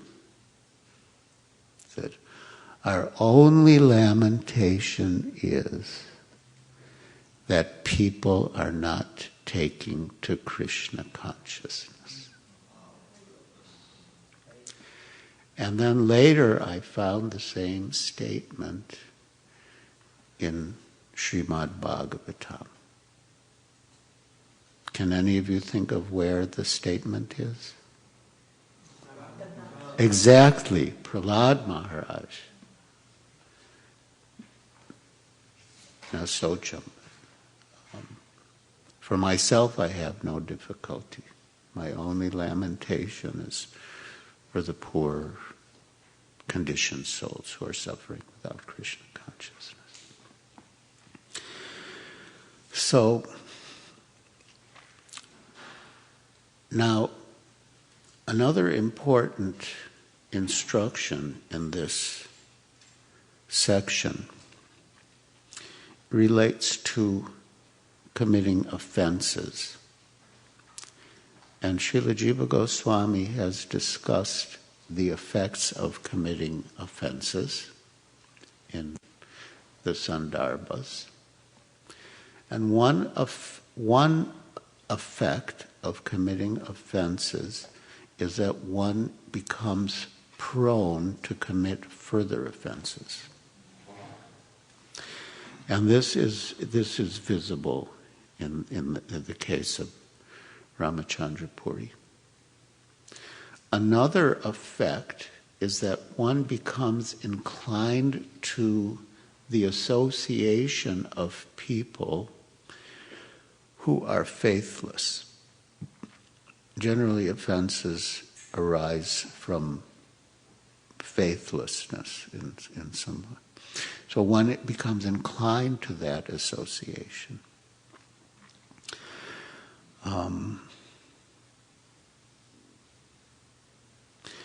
And another effect is that one becomes filled with material desires. And those material desires can take the form of the gross desire for sense gratification, or the more subtle desire to merge and become one with Brahman. So it's a very serious topic. And Srila Rupa Goswami explains that the five Panchanga Bhakti, the five most potent forms of devotional service. Can you tell me what they are? One per person. You won't ask. Raise your hands. Yeah, chanting Hare Krishna. Yes, chanting the holy names. Living at the Dham. Yes, residing in the holy Dham. Yes, worshipping the deity with faith and veneration. Yes, hearing Srimad Bhavatam. And yes, sadhu sangha. And Rupa Goswami defines sadhu sangha as associating with devotees who are more advanced than oneself and have a similar affection for the Lord. And when devotees have a similar affection for the Lord, they're naturally affectionate towards each other also. So Rupa Goswami says that even a slight association with any one of these items will immediately awaken ecstatic love of God. So the question arises that we associate with these processes on a regular basis, if we can, but we don't awaken ecstatic love of God. Of course, we may have a sense of it. I mean, you definitely do here. So why? So the condition, not exactly condition, but what Rupa Goswami says, if one has even a slight association with any one of these 5 processes, one will awaken ecstatic love for Krishna. If one is free from offenses. So this is an important topic. It's subtle, but it's there. And when we take up the process or make the effort to chant without offense, means without distraction, with attention, we will see how many different thoughts pass through our mind.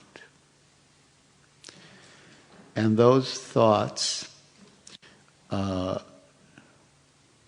have underlying conceptions. Basically that I'm the body. I mean, most of it's related to the body. Either gross, like I'm getting hungry. When can I take prasad? To the more subtle ones, like how are people regarding me? Are they appreciating me? And yeah. So, but again, if we stay steadfast in the practice, these things will vanish. Srila Prabhupada gave the example of making ghee from butter. The impurities come up, and you just wipe them off, but then more come up, then you wipe them off, and then eventually none come up, and it's like pure ghee. So the fact that these things come up need not discourage us as long as we remain steadfast in our effort. They come and they go. The holy name takes care of them. It may be that some are a little persistent. And in that case, we may want to discuss, what is this? I seem to have some obstacle, and I need help to overcome it.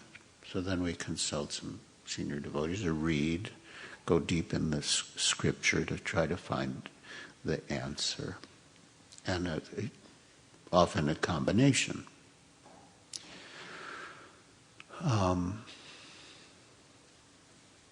And then, the chanting gradually becomes more relishable. I mean, you still have to make that effort, but it definitely becomes more relishable.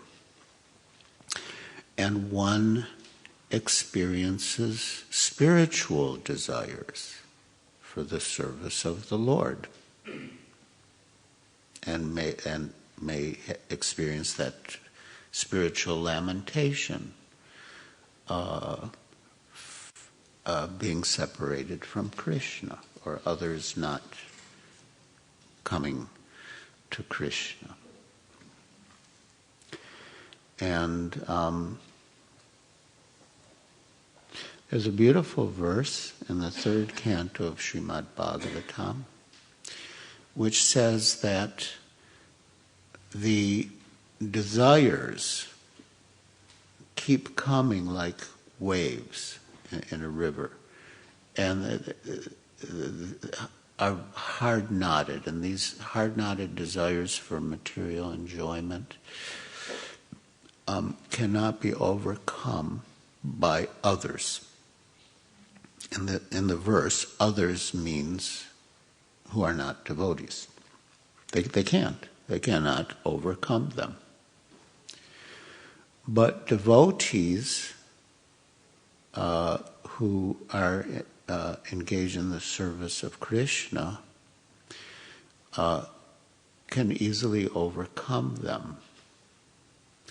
And in the purport, Srila Prabhupada explains that yes, the waves of desire come incessantly, but just like a river flows into the ocean, and sometimes at high tide, the waves of the ocean overflood the waves of the river, and they become more prominent than the waves of the river.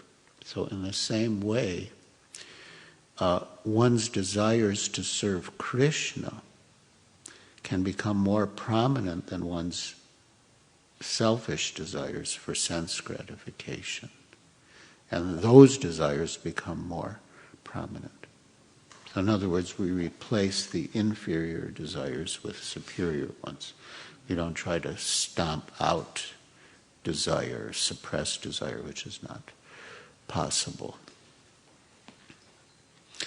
And Srila Prabhupada himself exemplified the principle, and he was always full of the desire to preach, to spread Krishna consciousness, to bring others to Krishna. So Ramachandra Puri, he totally misunderstood. It's explained here that he was a latent impersonalist. And so when he saw his spiritual master expressing spiritual lamentation, he misunderstood, and he was like so puffed up and independent that he, dared to instruct him. Now, how did Madhavendra Puri respond? Text 22. Shuni Madhavendra mane kroda upajila dura dura papishta bali Bhartsana Karila. Hearing this instruction, Madhavendra Puri, greatly angry, rebuked him by saying, "Get out, you sinful rascal."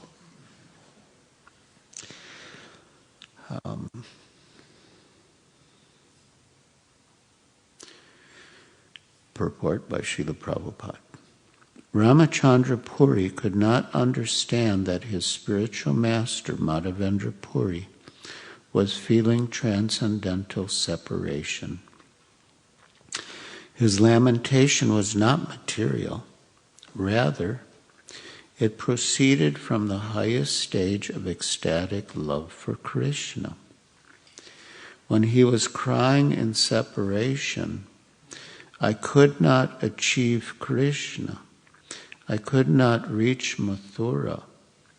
This was not ordinary material lamentation.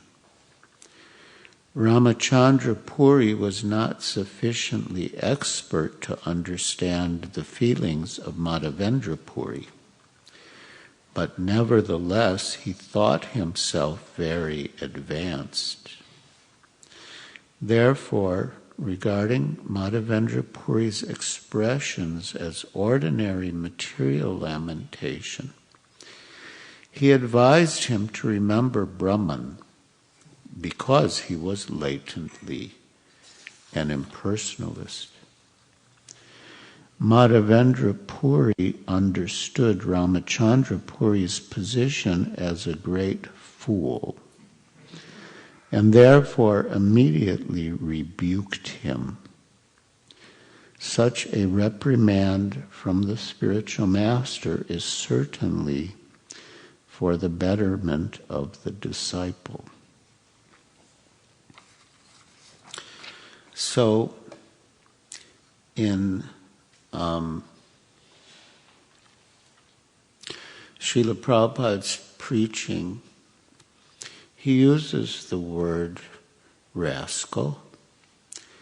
I remember in Vrindavan, Giriraja Prabhu,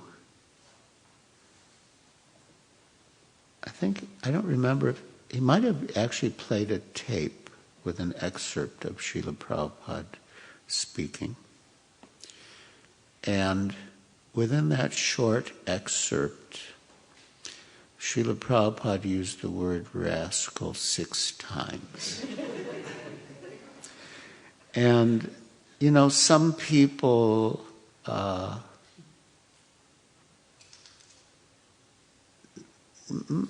don't know, maybe don't feel comfortable with that. And so Burijan Prabhu, to sort of disarm any thoughts, you know, like Prabhupada is so heavy. You know, each time Prabhupada used the word, Burijan Prabhu would say, okay, first time, then a little second time, like third time, like he was aware. And it was quite charming. But actually, these words do appear in the scripture. And as sometimes Srila Prabhupada would say, I'm not saying, Krishna is saying. I'm just repeating what Krishna is saying. So here, Papishta, sinful rascal. And Krodha Upajila, anger arose in him. Now this is another, for impersonalists, like this is another no-no. Like you're not supposed to get angry. So it's like from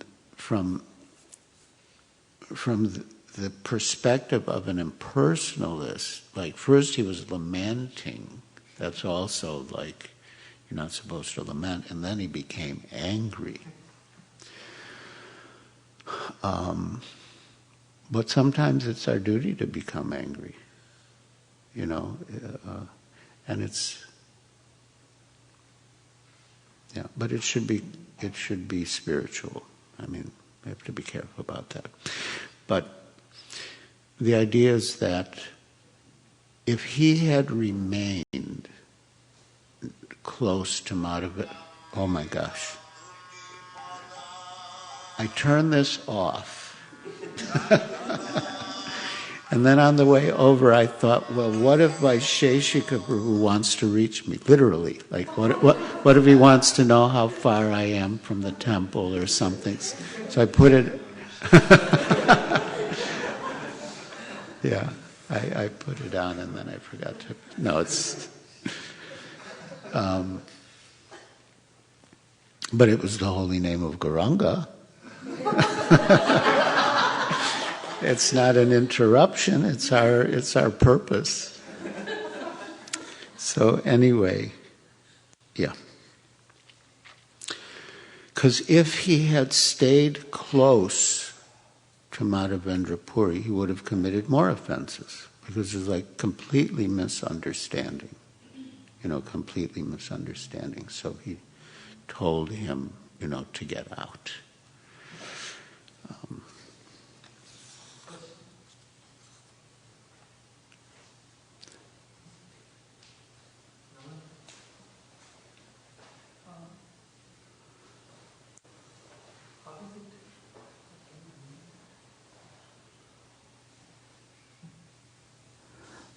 How is it possible that a disciple of Madhavendra Puri could be an impersonalist? Because at least in ISKCON movement, right, even before their initiation, everyone is pretty much clear about impersonalism versus personalism. So there is no question of impersonalism when by the time he comes to initiation. So how is that the disciple of Madhavendra Puri could be an impersonalist? Well, it says latent impersonalist, which means it was there, but it was not manifest. But then it came out. And we do have these latent desires, either to enjoy or to merge and become one. And that's what separates us from being completely pure devotees. And if we're very diligent in our practices and remain fully engaged, then those desires become purified, like we discussed the ghee coming up and getting removed. The impurities coming up, being removed.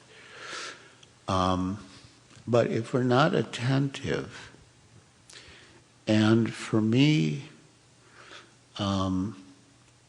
attentive really means to stay always absorbed in Krishna consciousness.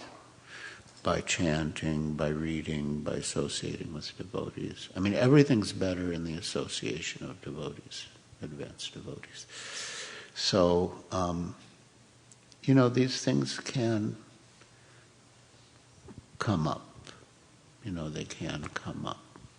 Otherwise, why do devotees leave? They come, they're initiated, they're clear about the philosophy.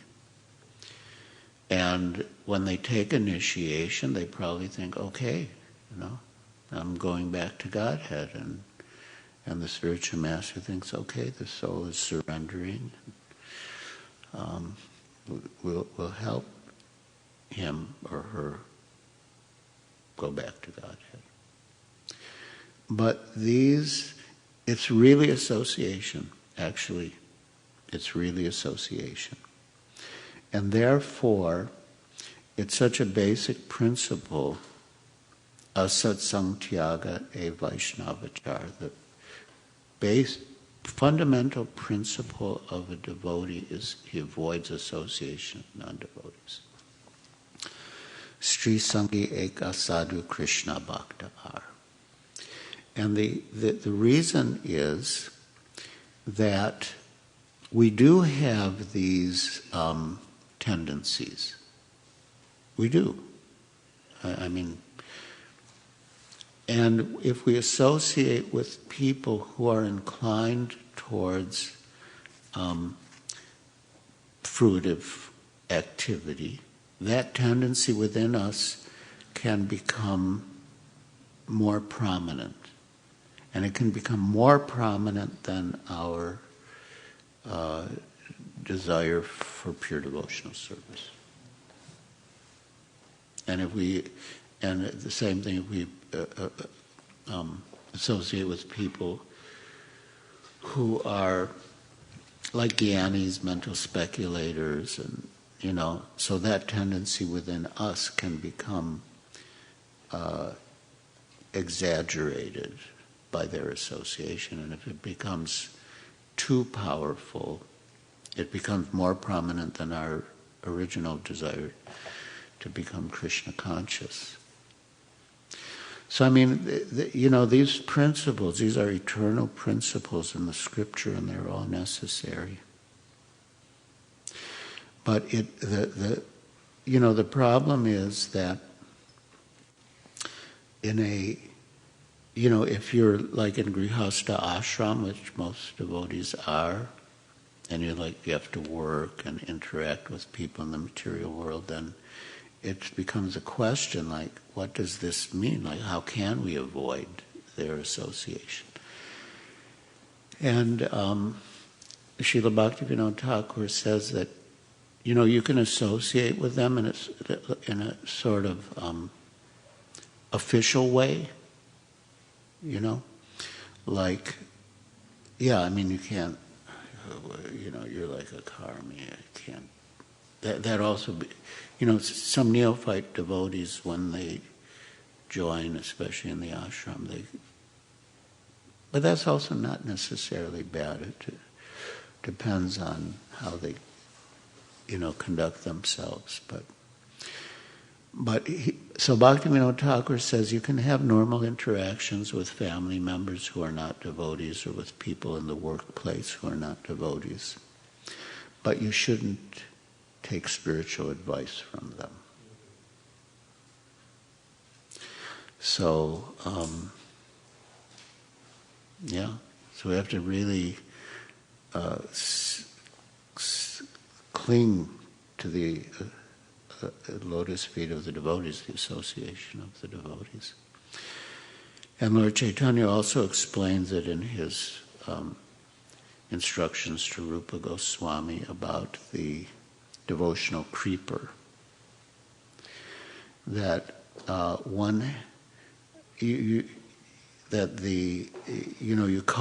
carefully cultivate your devotional creeper, your garden, but if a mad elephant enters, it can create havoc in your garden in no time. So that mad elephant, of course, is Vaishnava aparad. And we have to fence the creeper to protect it from the mad elephant of offense. And the fencing is the association of pure devotees. We have to stay in the circle of pure devotees, and then there will be no scope for the mad elephant of offense to enter.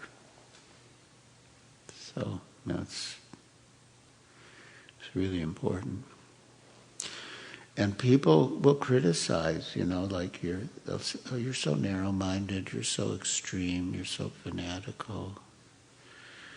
But it's an art, I guess. It's an art. I'm thinking of a devotee in Mumbai named Srinathji Das, who was a very big industrialist, Dr. N.D. Desai. And he would be invited to, banquets and dinners and events with people of his level, and he would have to accept the invitations. And he said at first, he would go there and he wouldn't eat meat. Of course, you don't eat meat. And he would get into arguments. What's wrong with eating meat? And then it becomes a whole argument. Then they offer, drinks. He'd refuse. What's wrong with drinking a little alcohol? Then that became a whole argument. Then he devised a different strategy. he would phone ahead and say, I'm allergic, to meat, fish, eggs, onions, and and the whole attitude was different. Oh, I'm so sorry. Oh, I'm so sorry to hear that. Well, what can we make for you? Is there anything we can make for you that you can eat? And it was like completely different. And then as far as the drinks, he'd go to the bar or whatever they had and pick up like a cocktail, an empty cocktail glass, and put limca in it or something that looked like what everyone else was drinking. He'd be going around with his, with his, they're thinking like he's drinking champagne or something, and it was 7-Up. So, yeah, sometimes we don't want to compromise our principles, but sometimes it's just you just get into useless arguments with people who are not interested. So, that was how he figured it out. It's probably, wise to do that. And yeah. So we want to avoid antagonizing people, but at the same time we have to keep our principles and also keep our distance. I think many devotees, including me, have experience trying to make family members Krishna conscious and not having very good results, and realizing it's better not to fight. Yeah.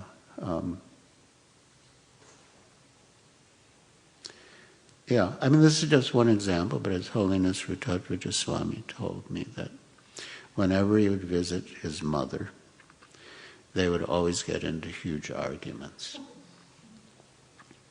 And finally they decided to make it like a peace treaty. That he won't preach and she won't criticize. So, some way or other, it's probably better to come to some sort of accommodation like that, because otherwise, and that's why the Shastra says, prema maitri kripopeksha, that one should give one's love to the Supreme Personality of Godhead, make friends with devotees, show mercy to the innocent by telling them about Krishna, and avoid the envious, neglect the envious. And Srila Bhaktisiddhanta Saraswati Thakur says that means that you shouldn't preach to them. Because if you do, they'll just become angry. And then you'll become angry. And the hostilities will increase. So he said it's better not to preach to them. But one can pray for them. Like Prahlad Maharaj. He said this is like Vaishnav Achar. That one can pray for them, but one shouldn't. And one can try to engage them in ways without them even knowing that they're engaging in devotional service.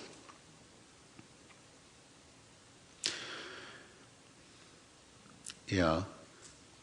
Once, Srila Prabhupada told a story. Anyway, there's a context, but basically he was making the point that you can't force someone. If they don't want to do service, you can't force them. But you can trick them. And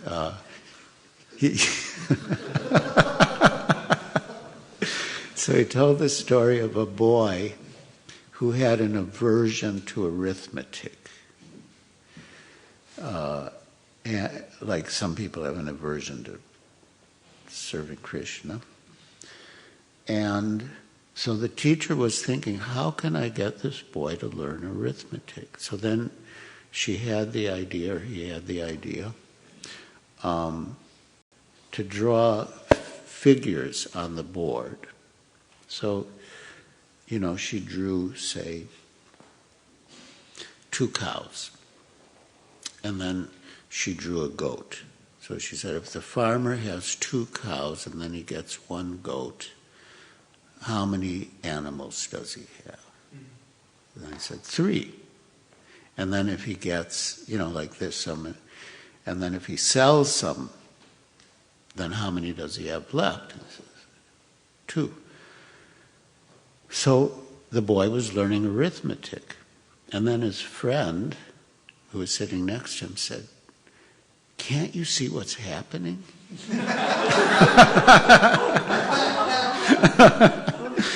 The teacher's getting you to learn arithmetic. And the boy said, arithmetic? I hate arithmetic. So, yes, so Prabhupada gave that as an example. So we can do that, We can't force, but we can trick. Because some people, they just have that cause, that aversion to Krishna, to God, to serving God. So, so we'll just finish up here. Text 23. Krishna na painu mathura apanaduke maron e diti ila jwala.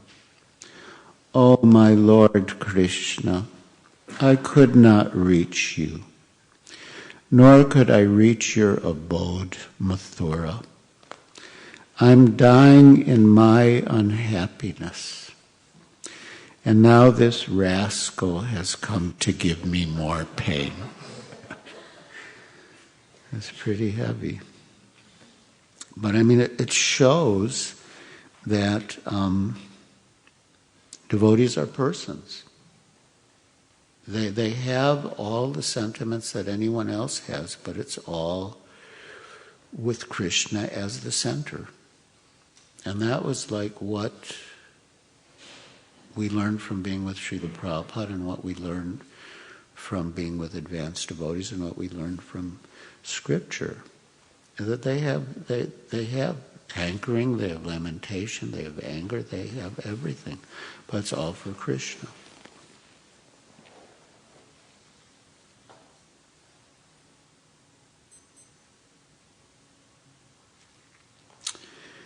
Mora mukha na dekabi tuiyao yati tati. Tore deki maila mora habe asadgati. Don't show your face to me. Go anywhere else you like. If I die seeing your face, I shall not achieve the destination of my life. Krishna na painu muni maron apanara duke mora brahma upadeshe e chara murke. I am dying without achieving the shelter of Krishna, and therefore I am greatly unhappy. Now this condemned foolish rascal has come to instruct me about Brahman.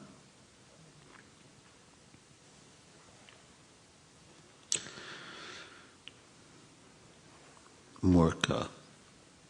It's in the Bengali. Fool.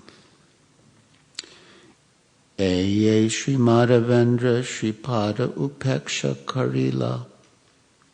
Se aparade inhara vasana janmila. Ramachandra Puri was thus denounced by Madhavendra Puri. Due to his offense, gradually material desire appeared within him.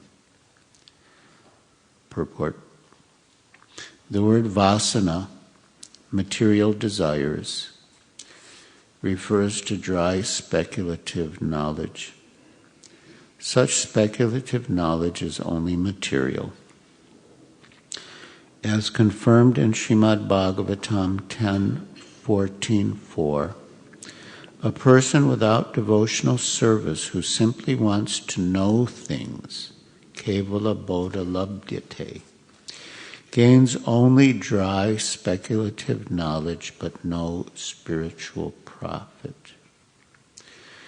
This is confirmed in the Bhakti Sandarbha 111, wherein it is said, Jivan mukta api purnar yanti samsara vasanam yadya chinta maha shakto bhagavatya paradina.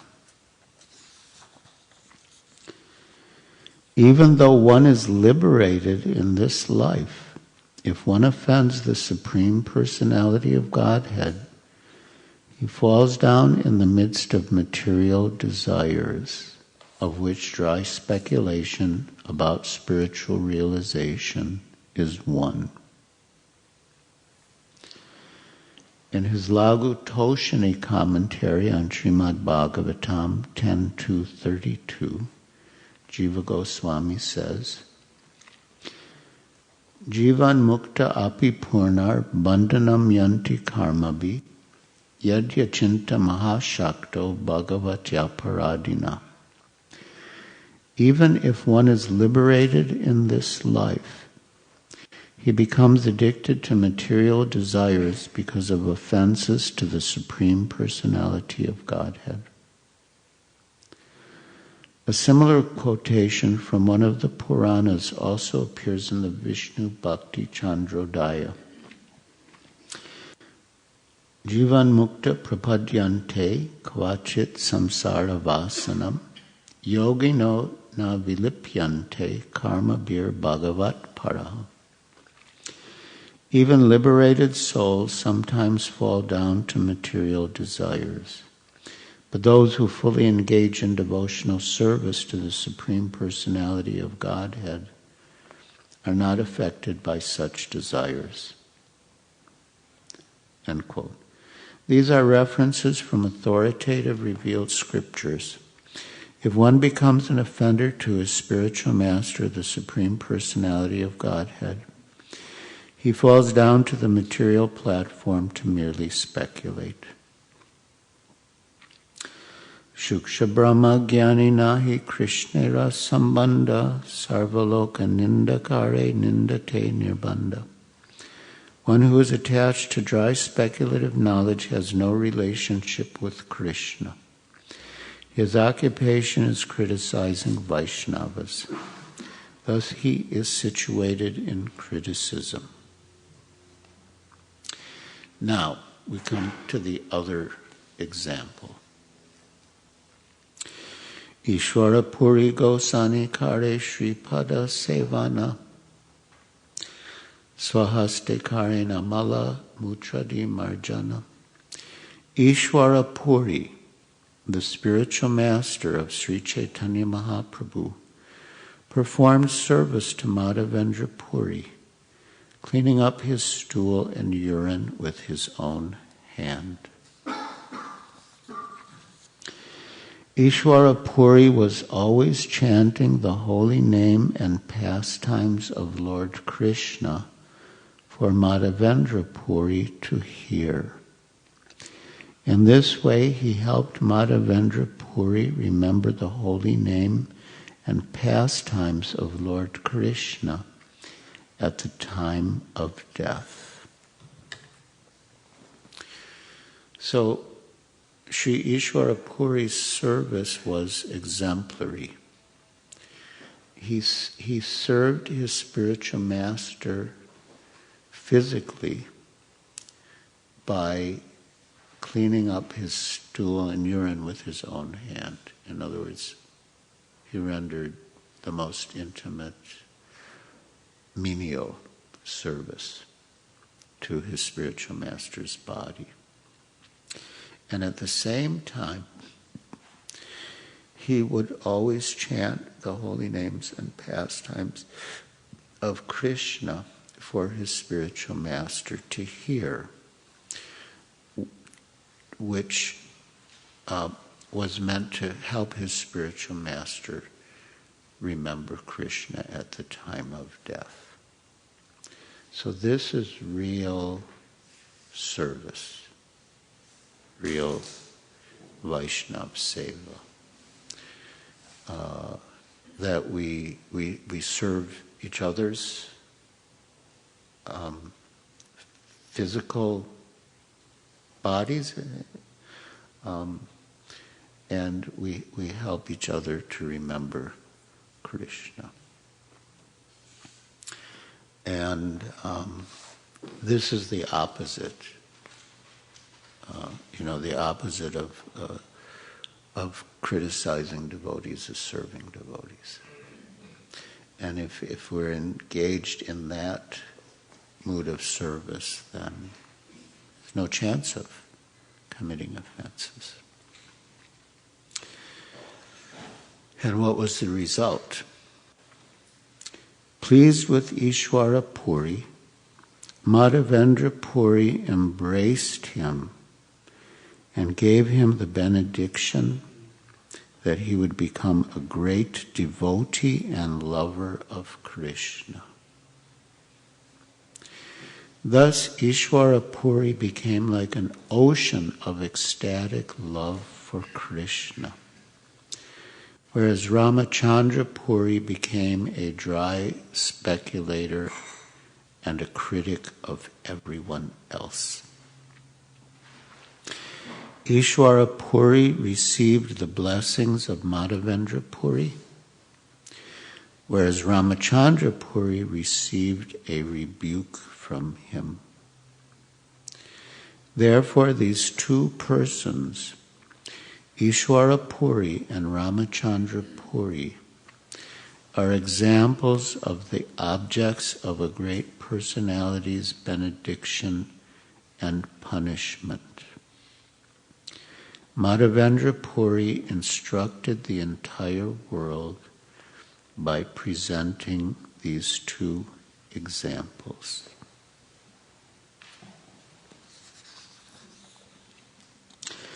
His Divine Grace Madhavendra Puri, the spiritual master of the entire world, thus distributed ecstatic love for Krishna. While passing away from the material world, he chanted the following verse. Ai Dina Dayadra Natha He, Mathura Natha Kadava Lokshaye, Hridayam Tvad Aloka Kataram, Daita Brahmyati Kim Karom Yaham. O my Lord, O my most merciful Master, O Master of Mathura, when shall I see you again? Because of my not seeing you, my agitated heart has become unsteady. O most beloved one, what shall I do now? In this verse, Madhavendra Puri teaches how to achieve ecstatic love for Krishna. By feeling separation from Krishna, one becomes spiritually situated. Madhavendra Puri sowed the seed of ecstatic love for Krishna within this material world and then departed. That seed later became a great tree in the form of Sri Chaitanya Mahaprabhu. I have incidentally described the passing away of Madhavendra Puri. Anyone who hears this must be considered very fortunate. So this mood of ecstatic love and separation from Krishna is Sri Madhavendra Puri's special contribution. And as mentioned here, he planted that seed of ecstatic love and separation and then departed. And that seed became a great tree in the form of Sri Chaitanya Mahaprabhu. So when we say that Lord Chaitanya is Krishna in the form of a devotee, teaching us how to develop love for Krishna, he did it by engaging in the same activities that we engage in, especially chanting the holy names. First and foremost, chanting the holy names. Hearing Srimad Bhavatam, associating with devotees, living in a holy place or coming to the temple, living in the temple, making your home into a temple, worshipping the deity. But he also came to teach an internal mood, and the internal mood is the mood of separation. And that mood was taken up by the 6 Goswamis and all of our acharyas. And when we have that mood, then our spiritual life accelerates. I'll tell a little story because it is a high concept, and to develop the mood of separation, you have to have some attachment.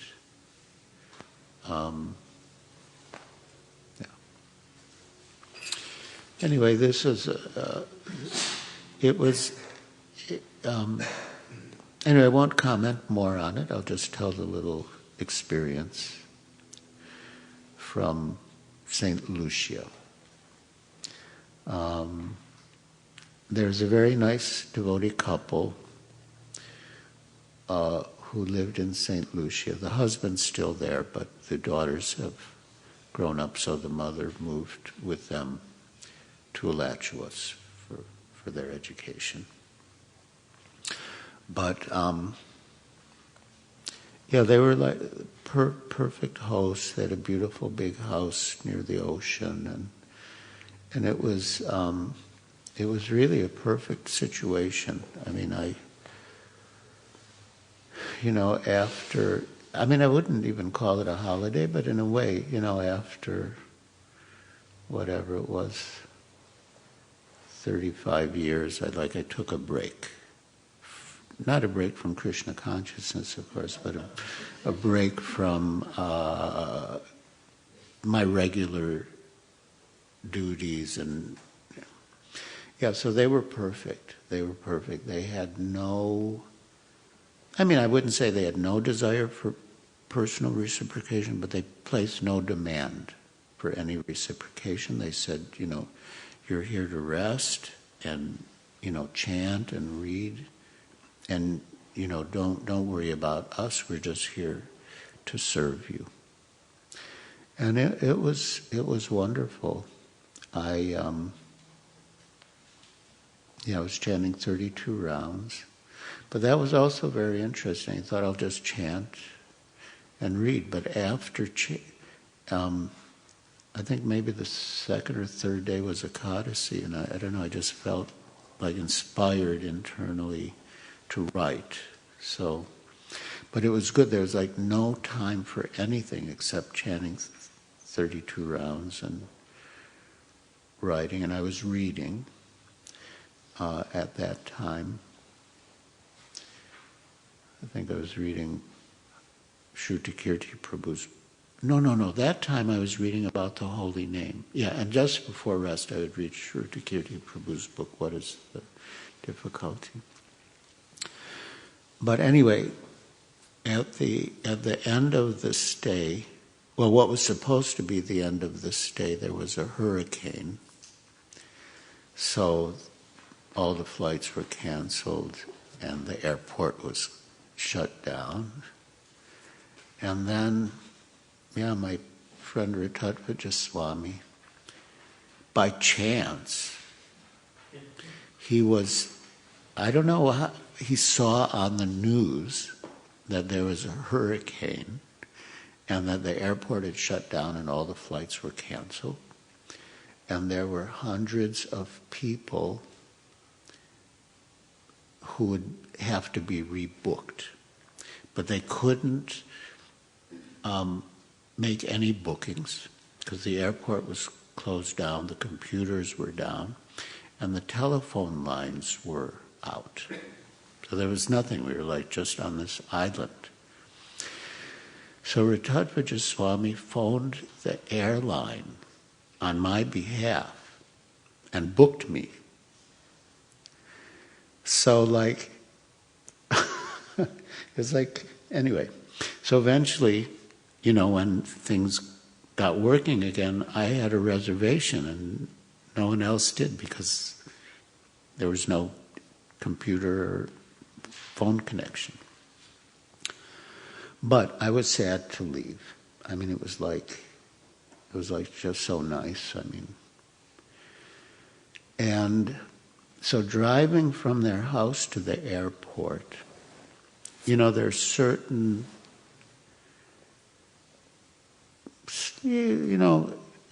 attractive scenes or distracting scenes that you look out the window and you see, the ocean, the beach, the mountains, the banana trees or palm trees and the billboards and the stores but I was feeling separation.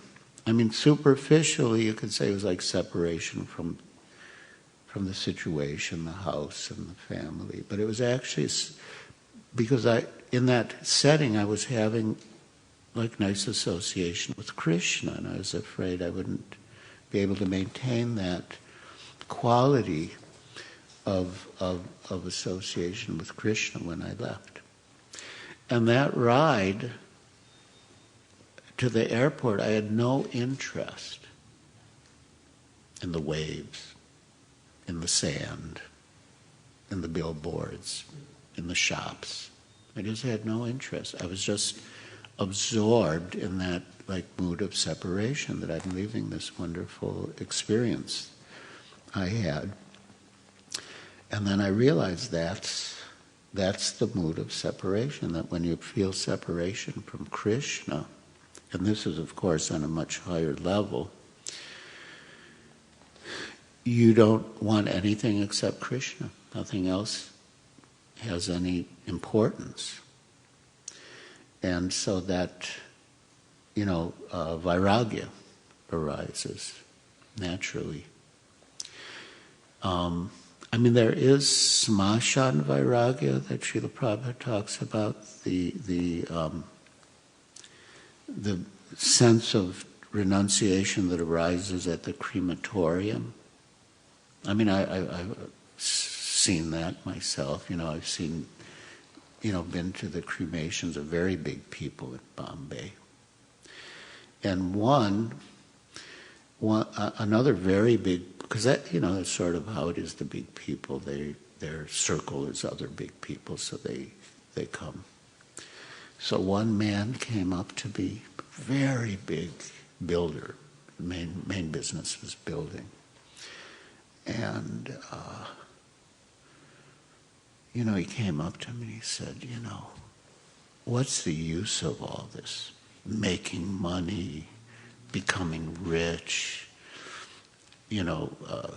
becoming famous. What's the point of all this? It just ends up like this.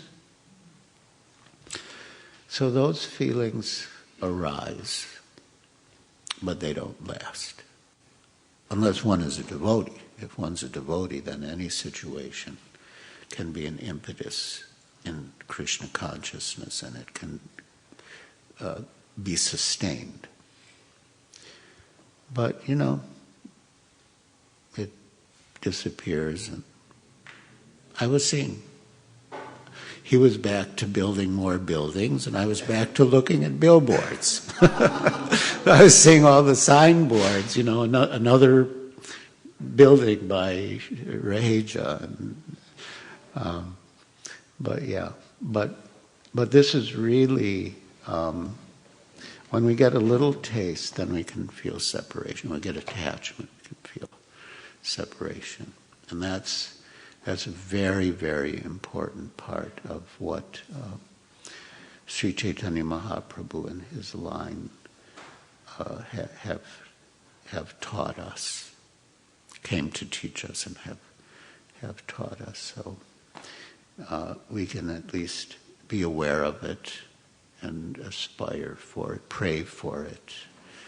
And when we're in this wonderful association, we do get attached to that association, we do get attached to the practices, and we feel separation. So that's good.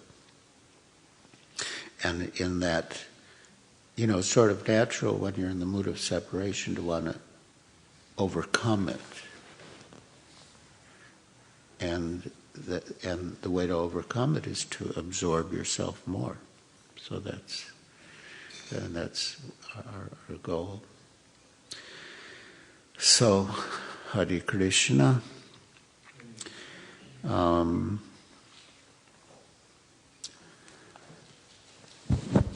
Vaiseiska Prabhu said, I have as much time as I want. I hope I didn't take too much advantage of that instruction.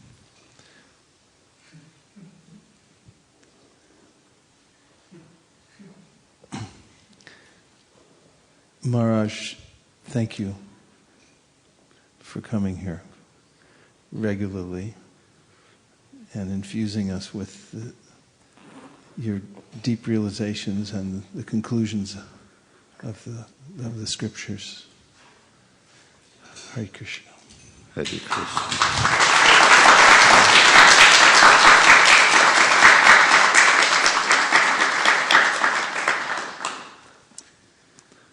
In fact, we only, create this community and do what we do in order to attract advanced devotees. We realize without your association, without the association of advanced devotees, we don't have any impetus to keep going. So we feel fulfilled today that you're here and satisfied.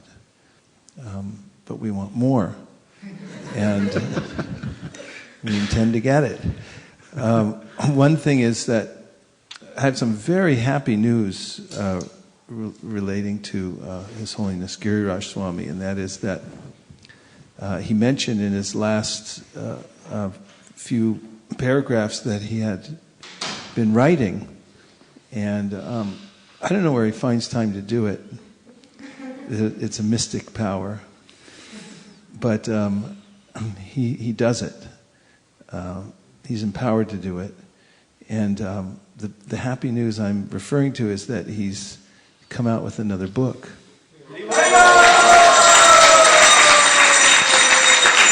And not only has he come out with another book, but I'm holding it in my hand, but I feel so honored that he decided that he would launch the book right here at ISV today and tonight.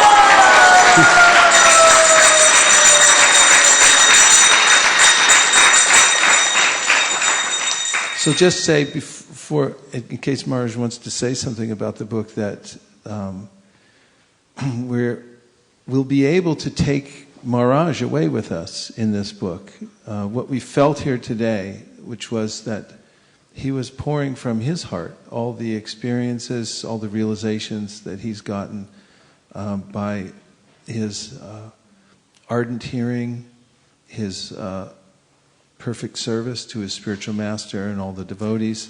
It all comes out, and it's preserved in the pages of the book. So one could, for instance, recline into one's room, open the book, and then feel Maharaj's association again through this book, and enter into that zone of complete concentration on the principles of pure devotional service, which are all here. And I say that without having read the book. I have complete confidence that that's what the book will do for one.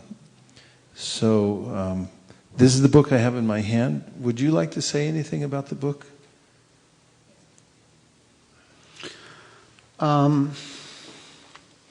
Well, the book is called Life's Final Exam, Death and Dying from the Vedic Perspective. And it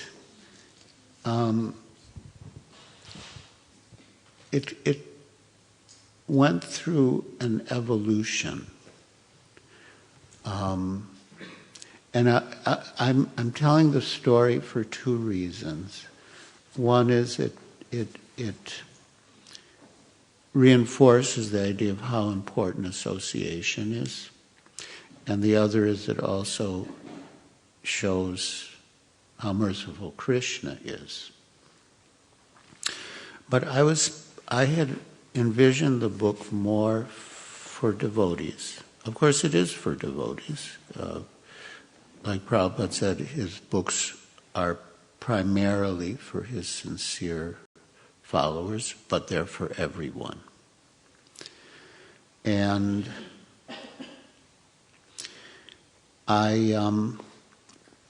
this is sort of on the top about associating with devotees you don't often associate with. I read an article about how architecture can foster association, and there have been. Anyway, it's a whole topic, but the idea is that people figured out, entrepreneurs or researchers have figured out that when people from different disciplines meet, it produces good results. So they've started to design buildings in such a way that, like, to get to, say, the water fountain or some common place that everyone goes to, people from different departments come there and meet by chance.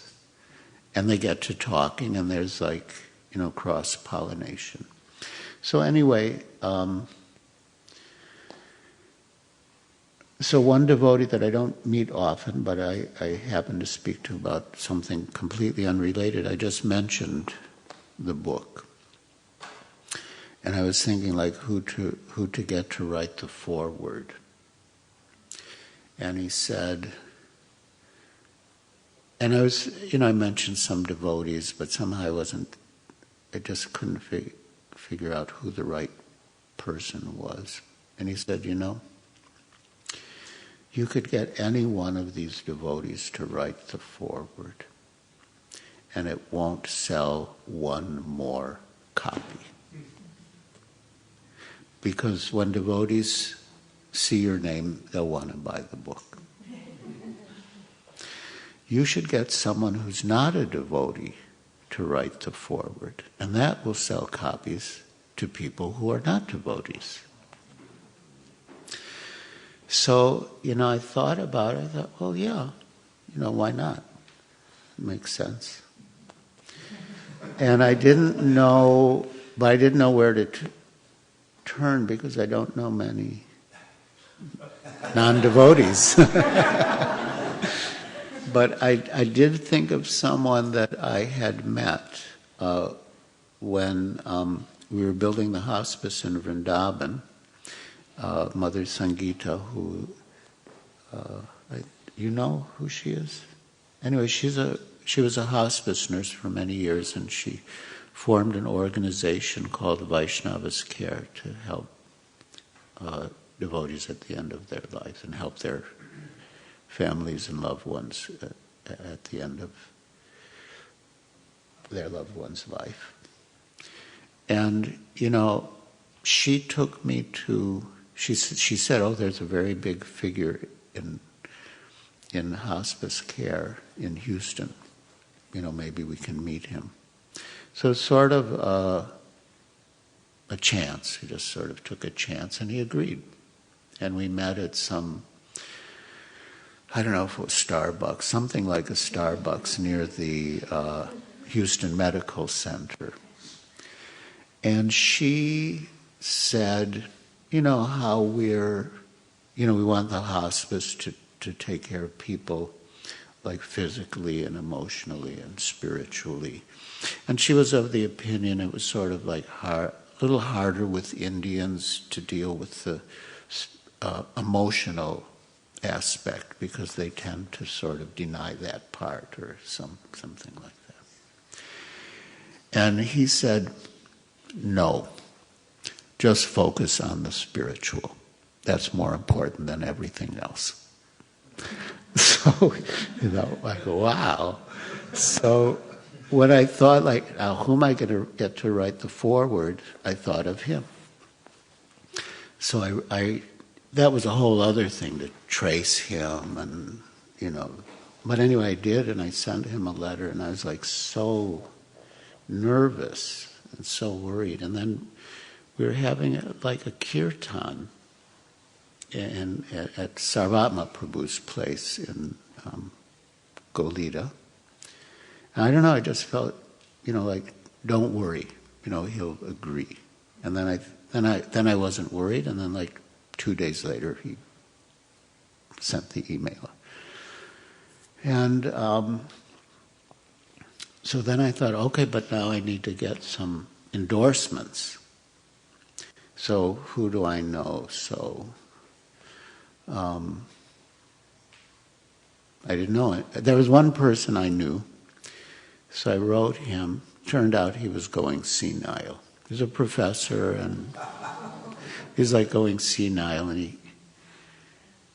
and I just wanted it. I couldn't get it, and okay, it's not going to happen. It's not going to happen. Then I wrote some people for some suggestion, and I got 3, and I wanted 3. I got 3 really excellent endorsements from people in the field. But then, in the course of this, so when I got the one from Dr. Porter's story, I thought, oh my God, I better look at this again. I better make sure this is right. Because a lot of it was spoken the way we speak to devotees. And I thought, I have to go through it again. So I went through it and I thought, wow, there's a lot we have to change. We have a different audience now. So I changed it. So I thought, okay, this is okay.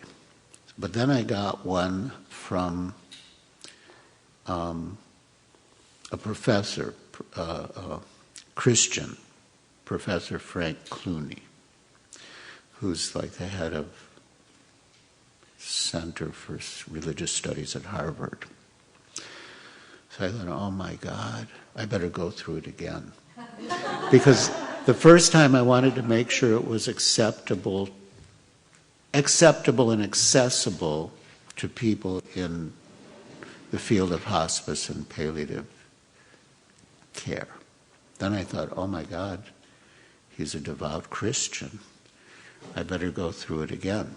So then I went through it again, mainly to make it accessible, but if there was any little bit of that,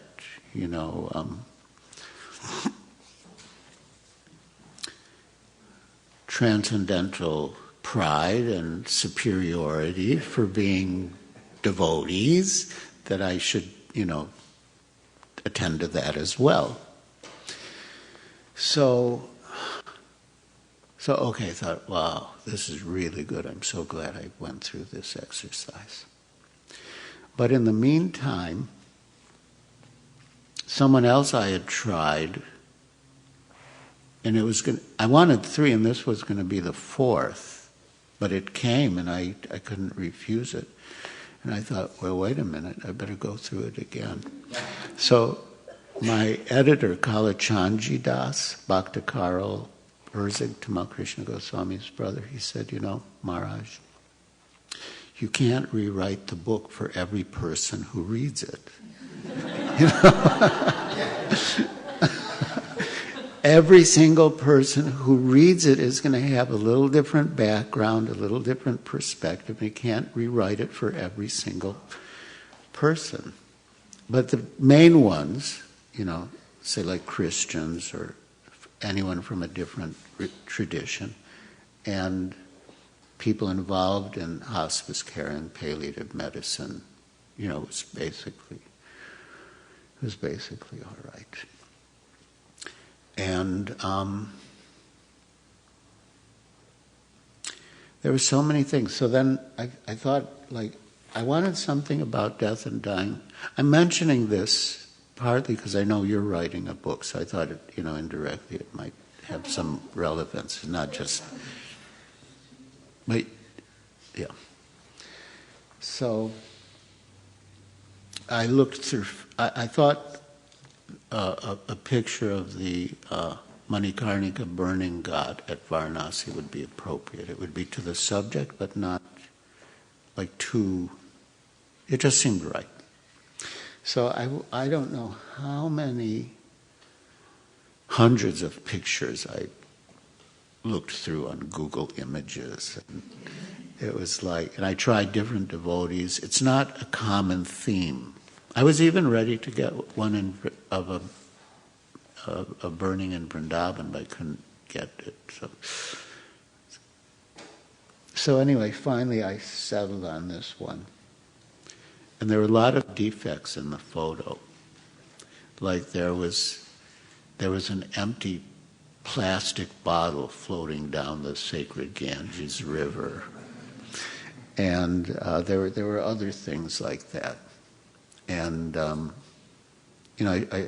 showed it to Giriraja Swami, and he said, you got to get that bottle out of the Ganges. And like a lot of electric wires dangling everywhere. It was I thought so he put a lot into it.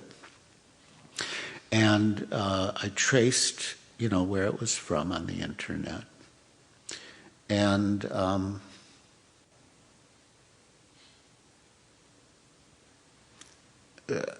I said, do I really need permission? Yeah, you do. So eventually I wrote them, and they have a blog called Two Nomads, One Story. And they're, a couple, they're really nomads. So I thought, how am I ever going to catch up with them? It's there was no email. Anyway, I sent it to their blog, but eventually they said, we'd be delighted, we'd be honored. And so everything came together. So I take that as Krishna's mercy, that he wanted to make this accessible to people because it's very important information for them. And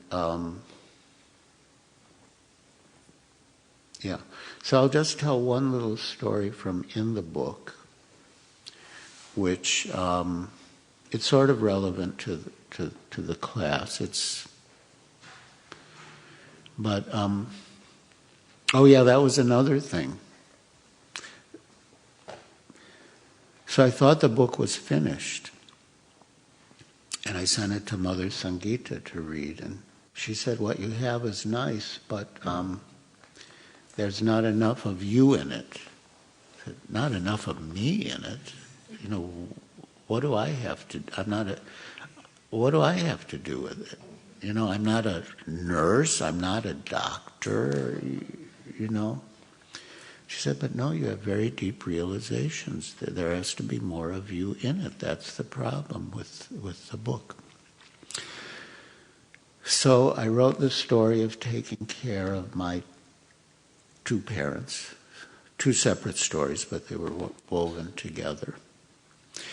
And my father, he had a stroke, and then when they, to deal with the stroke, they wanted to give a blood thinner. But before they could give the blood thinner, they had to do a scan to make sure there's no bleeding in the body. And then they found there was bleeding in the stomach, and then it turned out he had cancer, which he didn't know. So, anyway, he was in the hospital, and, the family felt there should always be someone with him. And it's just like me and my sister, and she had her little son and my mother to look after, so I stayed with him. And he was very weak. And you have to get up in the middle of the night and go to the bathroom. And I had I guess maybe there was a sofa in the room that I could take a rest on. But every so often he would need to get up, so I'd help him to go to the bathroom. And sometimes he didn't make it all the way in time, so I cleaned up. And it was really hard to stay awake all night. There might have been time to doze off, but I was in such a vigilant state of just any time I heard a sound, I thought it might be him. And a lot of the time it was him. So at the end of this sort of excruciating ordeal of not sleeping and, being on constant alert, he looked at me, I was just putting him back in his bed, he looked at me and he said, "What would you do if I gave you $1 million?" And, that wasn't in my mind. I didn't really, I don't even remember what I said. I probably gave some general answer. But when he said that, I thought, this is like Madhavendra Puri and Ishwara Puri. Madhavendra Puri had the great treasure of love of Krishna, and so he wanted to bestow that upon Ishwara Puri, being pleased with his service. And my father's treasure was his money, and he wanted to bestow that on me. And afterwards, it was a coincidence, but so then he came out of the hospital and we took care of him at home in Chicago. And Radhanath Swami happened to be visiting his parents at the same time. And he came out to visit me. He was actually scheduled to come, but then it was the end. The nurses said, okay, this is the end now. He doesn't have long. So I phoned Maharaj and I said, you'll have to come a couple of days later. So he came and I told him the story, and he said the exact same thing. It's like Madhavendra Puri and Ishwara Puri. So it's sort of fascinating how there's sort of there's the material energy and the way it works, and then there's the spiritual energy and the way it works, and then it's sort of similarities, but one is for Krishna and one is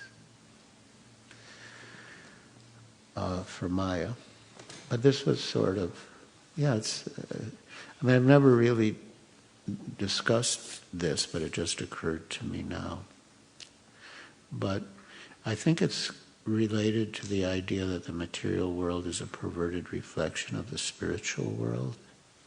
But But it's not always, like Prabhupada said, the love of a mother for her child is like the closest thing to pure love in the material world. And so we do have glimpses of it, and I guess Varnashram Dharma is meant to help us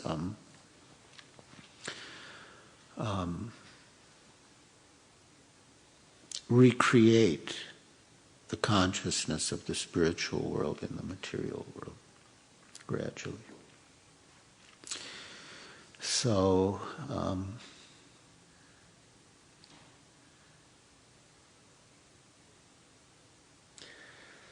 I guess that's, all right, okay.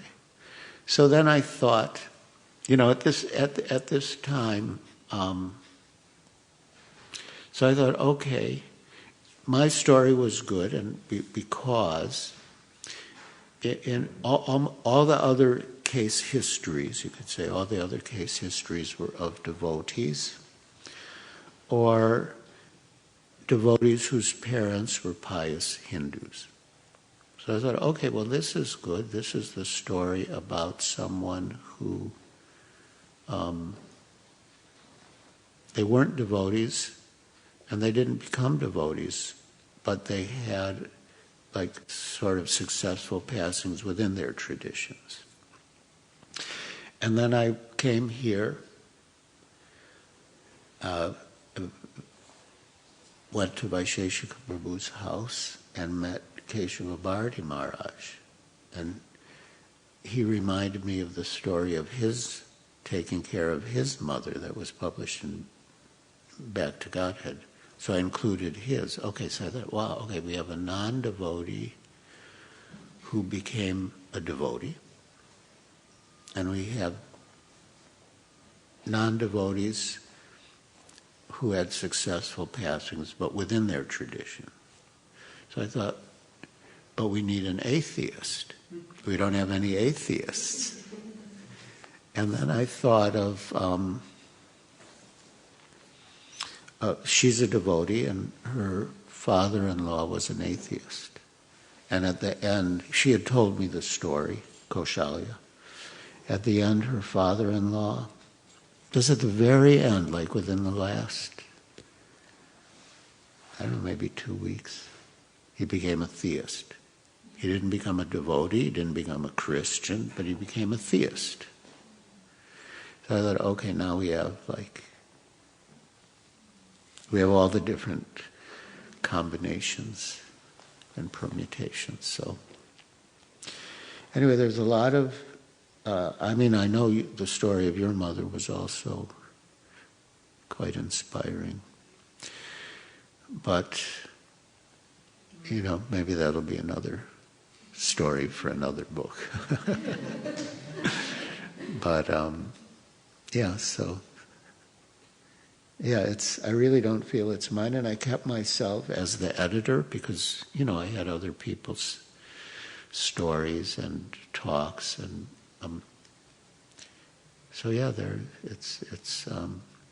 and as we get older, and as our parents get older, and it's like the subject keeps coming up more and more. So I think it can help anyone, and I do feel, as Maharaj mentioned, I have written other books, but I felt the reciprocation from Prabhupada on this book was a little different because it's a book that pretty much anyone can read. The others were mainly for devotees, and I felt they had to be written and they needed to be written. But this is a little different, and I feel like it's something more of a contribution to the larger community. So, anyway,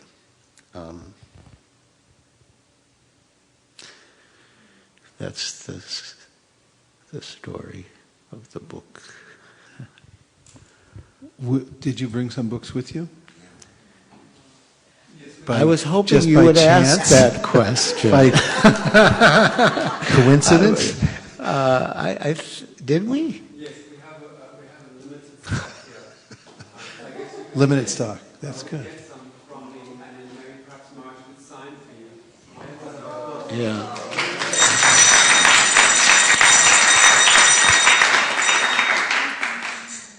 So we will make a special arrangement to serve out prasadam. Well, first we'll have Guru Puja, then we'll serve out prasadam, and then we'll situate Maharaj in the most opportune place where the devotees can come and meet him and have him sign their books.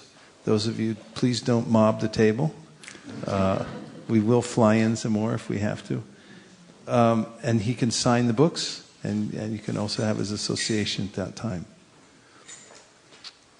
Okay? Yeah, thank you. Thank you very much. All right. Let's give a rousing applause for Maharaj and his coming here with all his entourage as well, please.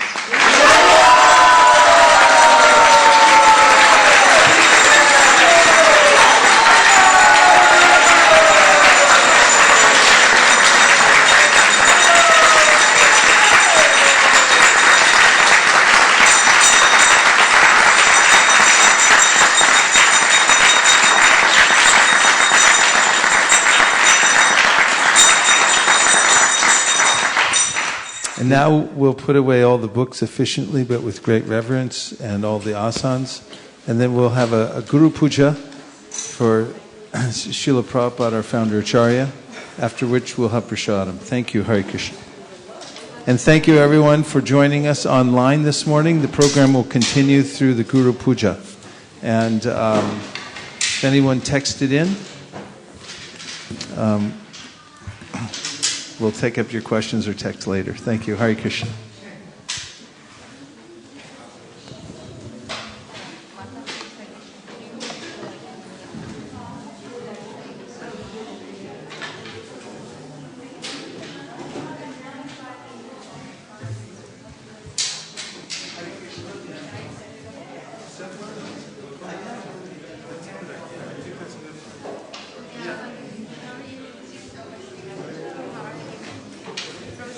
Set it up in this corner. Yeah. How many tables do you need? Just one table. There's a big table. There's a bigger I was table. thinking I would put the bench here and the chair and the table and the carpet over there. Yeah?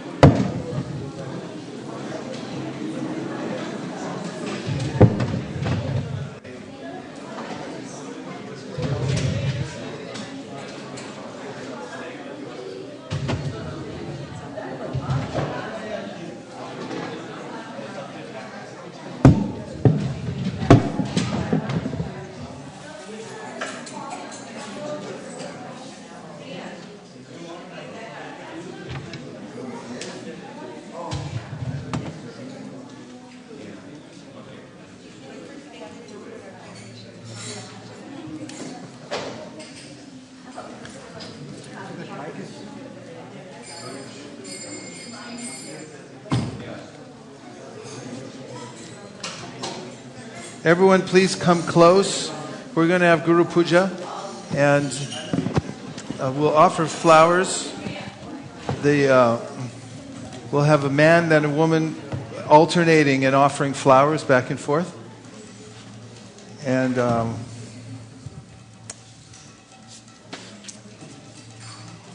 Namashreshtam manamapi shachiputramatra sarupam Rupam tasya gajam maruparim matirim goshtavatim Radha kundam girivaramoho radhika madhavasham Prapto yasya pratichikripaya Shri Gurum dham natosmi Shri Guru Charana Padma Kevalabha Kati Sadma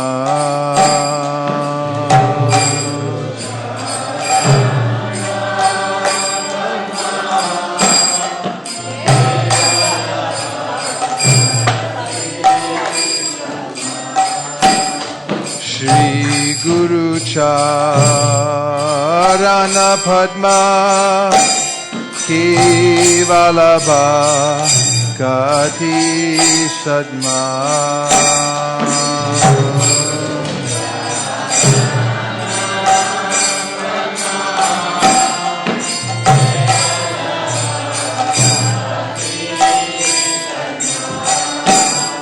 Vando Muisavadana Mate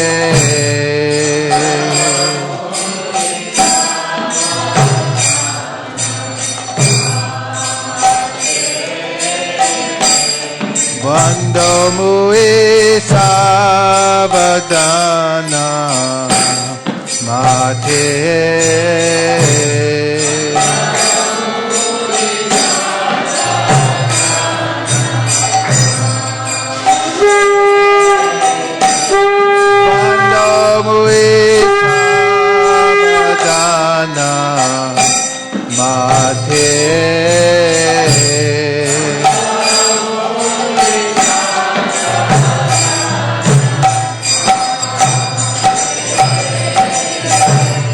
Jahara prashare bhai bhavato riyaja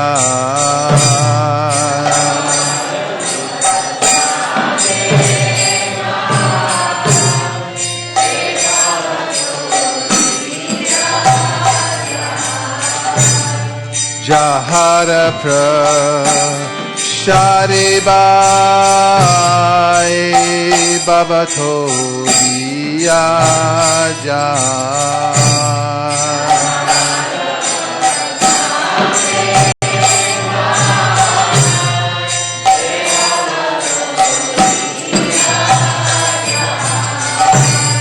Krishna prapti hoy jaha hoite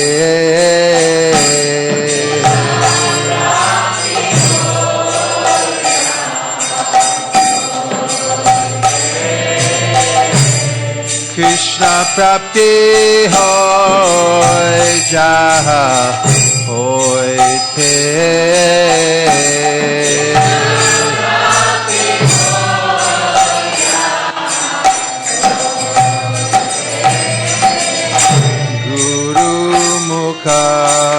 Padma Bhakya Shitete Koriya Ikya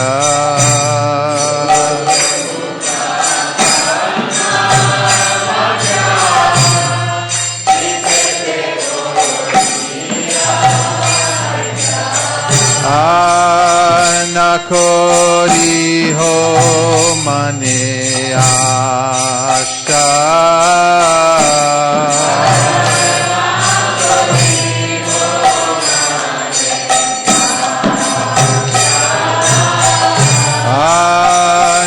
Anakori ho mane ashta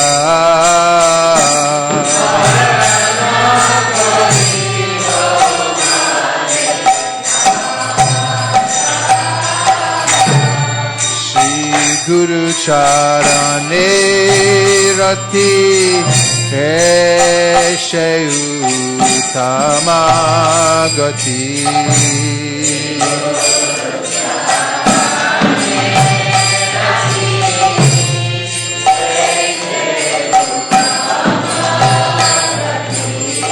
Shri Guru charane rati tamagati.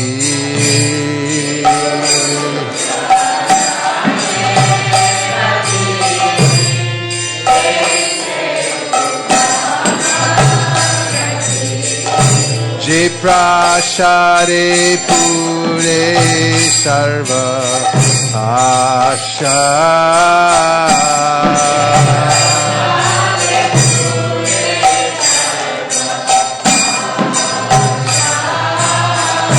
Je prashare pure sarva asha.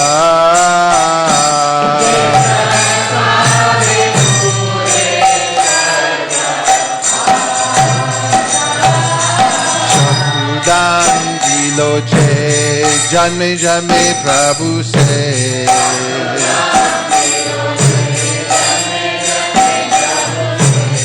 Chakudan diloche janme janme Prabhu se Divya Gyan Hire Prakashita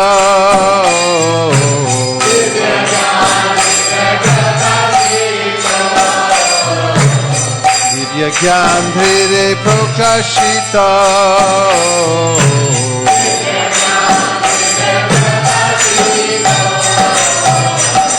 Prema Bhakti Jahoite Abhija Vinasa Jate Prema Bhakti Jahoite Abhija Vinasa Jate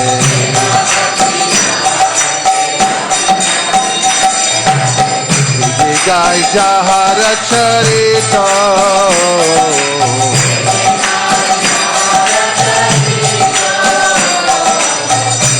Jai Jahara Charita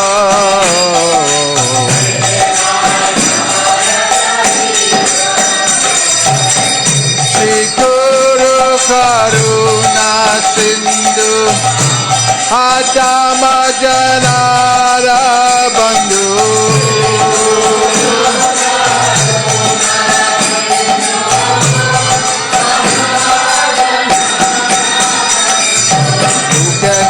Lokera Jivana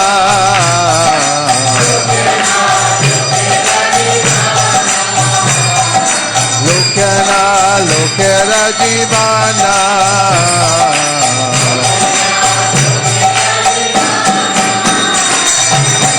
Ha Prabhu Kora Doya De Amore Parachaya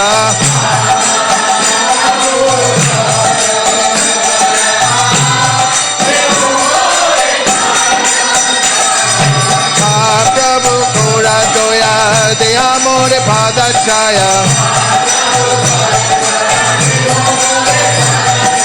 Evija Shri Tribhuvana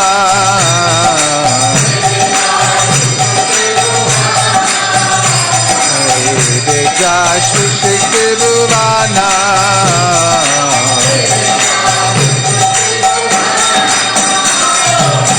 Ha Prabhu Kora Doya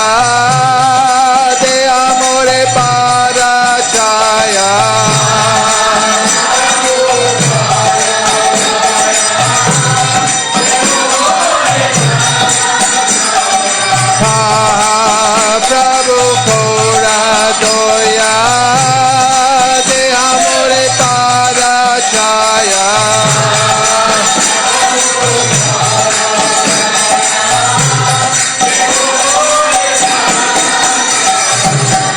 Prabhu Kora Doya De Amore Parachaya Jaya Prabhupada Prabhupada Prabhupada Jaya Prabhupada.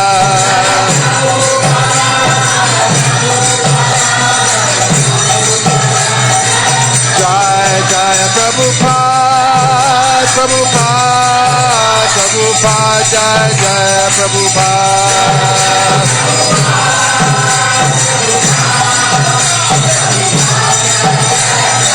Jaya Jaya Prabhupada, Prabhupada, Prabhupada, Jaya Jaya Prabhupada.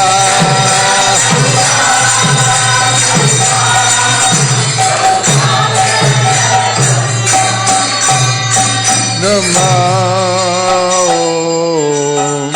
Vishnupadaya Krishna Preshtaya Bhutale Srimate Bhakti Vedanta Swami Niti Namine Om Vishnupadaya Krishna Preshtaya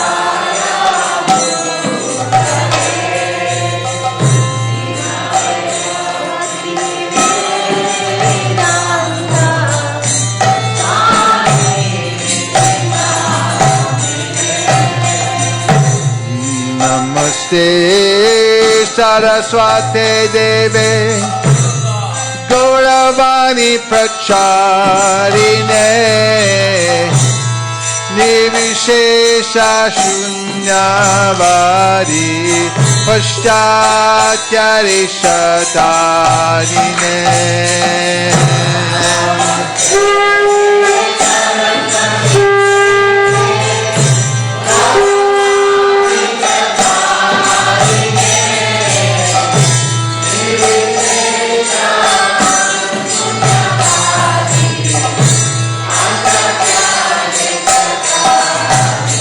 Jaya Shri Krishna Chaitanya Prabhu Nityananda Shri Advaita Gadadhar Shivasadi Gaur Bhakta Vrinda.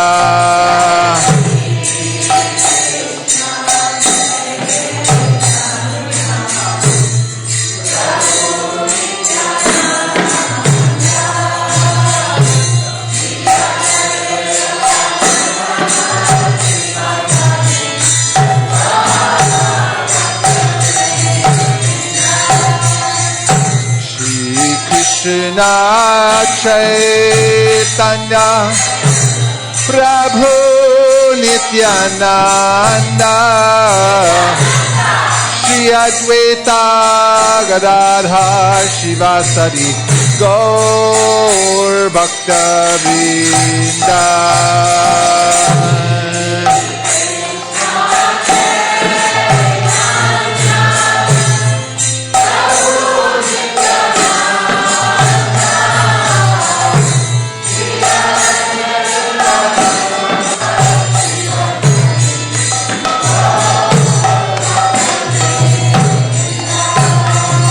Hare Krishna, Hare Krishna, Krishna Krishna, Hare Hare, Hare Rama, Hare Rama, Rama Rama, Hare Hare.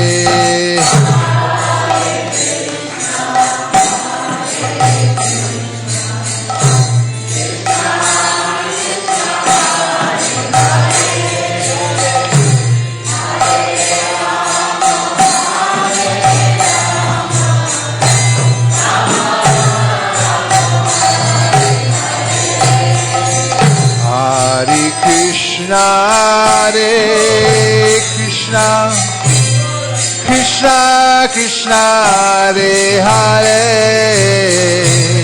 Hare Rama, Hare Rama, Rama Rama, Hare Hare.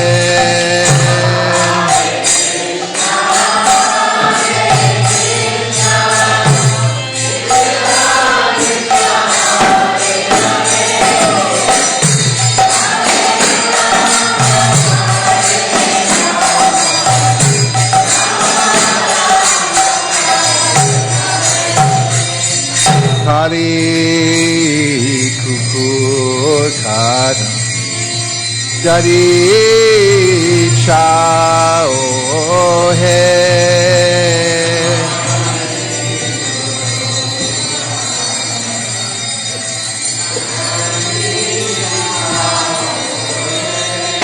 Kali Juga Pavana Koli Bhaya Nashana Shri Satchinandana Gao Hai.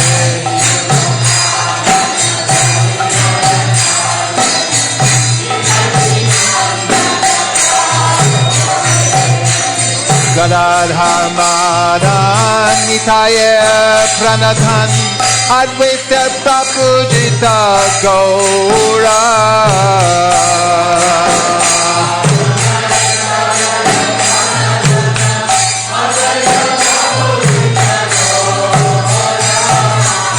Nimani Vishwambar Srinivashishwar Bhakta Samuha Chitta Chora.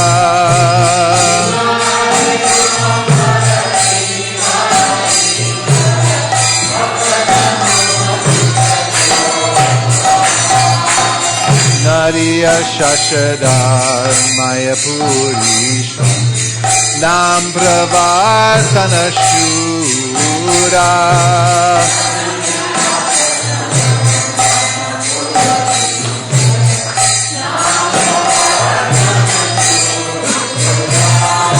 Grihi Jana Shikshaka Nyasi Kula Nayaka Madhava Radha Bhava Pura.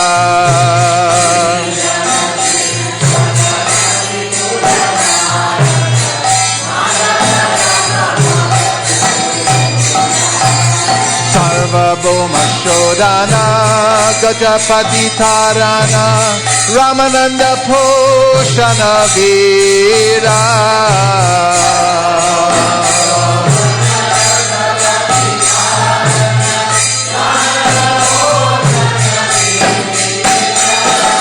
Rupananda Bardana Sanatana Palana Haridas Modana Gita.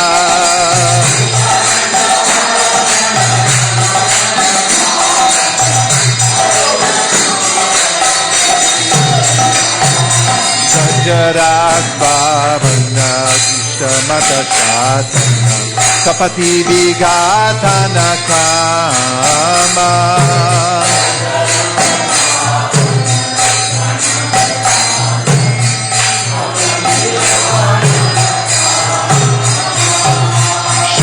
Bhakta Palana Suksha Jnana Karana Chala Bhakti Dushana Rama.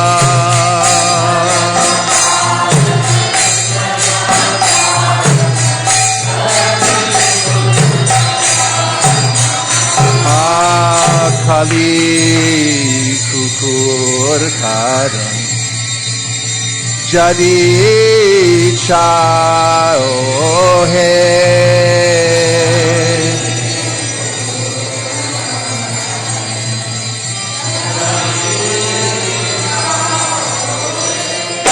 Kali Juga Bhavana Koli Bhaya Nashana Shri Satchinandana Gao hai.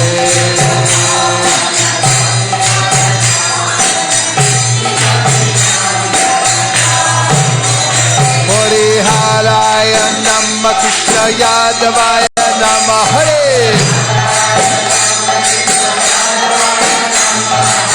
Yadavaya Madhavaya Keshavaya Namaha. Gopal Govinda Ram Sri Madhusudan. Giridhari Gopinath Madan Mohan. Shri Chaitanya Nityananda Sri Advaita Sita.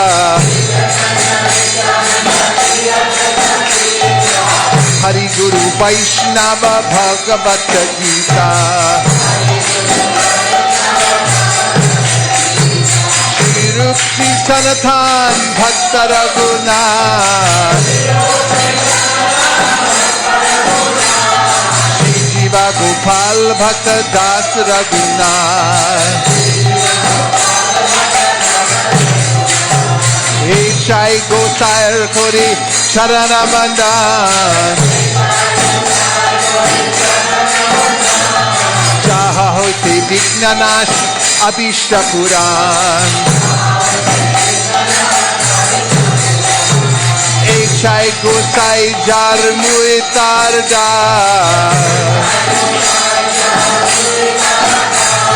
Sansabara Pararinu Mora Panchagrav Kandela Charanna Sive Bhakta Shanibas Janame Janame Hoye Abhilash Echai Gosai Jade Braje Koilabas Radha Krishna Nitya Lila Koila Prakash Shri Radha Krishna Nitya Lila Koila Prakash Bolo Anande Bolo Hare Bhaja Vrindavan Anande Bolo Hare Bhaja Vrindavan Bolo Anande Bolo Hare Bhaja Vrindavan Shri Guru Vaishnava Pade Mojriyaman Shri Guru Vaishnava Pada Bhaja Makoreya Harinam Sankirtan Kohe Narotamodas Hare Krishna Hare Krishna Krishna Krishna Hare Hare Hare Rama Hare Rama Rama Rama Hare Hare Krishna Krishna Krishna Krishna Hare Hare Hare Rama Hare Rama Rama Rama Hare Hare Krishna Hare Krishna Krishna Krishna Hare Hare Hare Rama Hare Rama Rama Rama Hare Hare Krishna Hare Krishna Hare Bo Hare Rama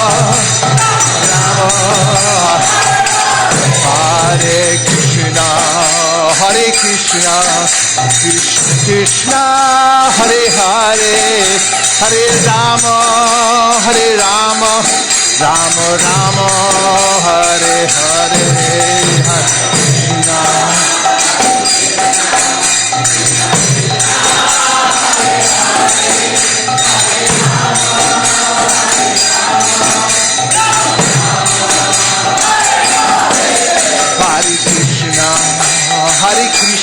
Hare Krishna Krishna Krishna Hare Hare Hare Rama Rama Rama Hare Hare Hare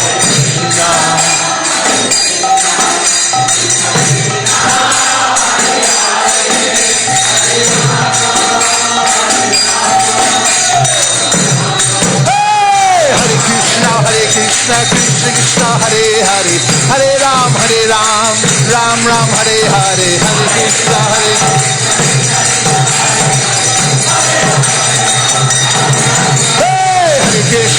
Krishna Krishna Krishna Hare Hare Hare Ram Ram Ram Hare Hare Hare Krishna Krishna Hare Hare Hare Ram Hare Krishna Krishna Krishna Hare Hare Hare Rama Rama Rama Hare Hare Hare Krishna Krishna Hare Hare Hare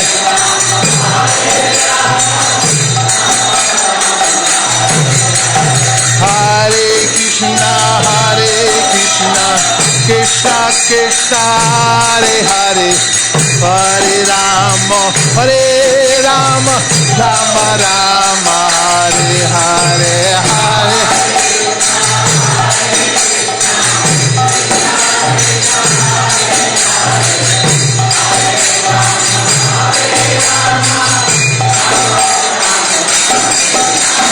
Hare Krishna, Krishna, Hare Hare, Hare Ram, Ram Ram, Hare Hare.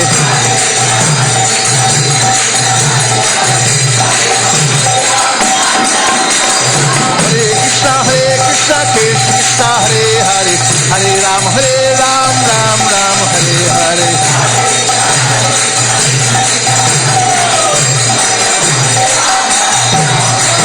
Govinda Jai Jai, Gopala Jai Jai. Hey, Govinda Jai Jai, Gopala Jai Jai. Hey, Radha Ramana Hare Govinda Jai Jaya. Radha Ramana Hare Govinda Jai Jai.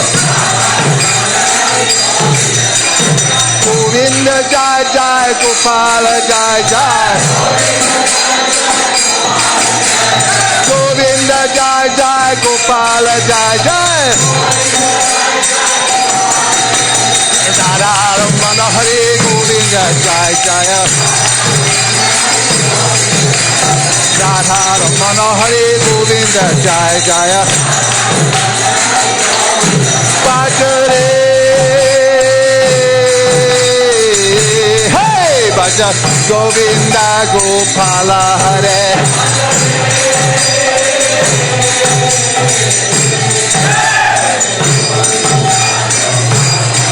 Bhajare Bhaja Govinda Gopala Hare.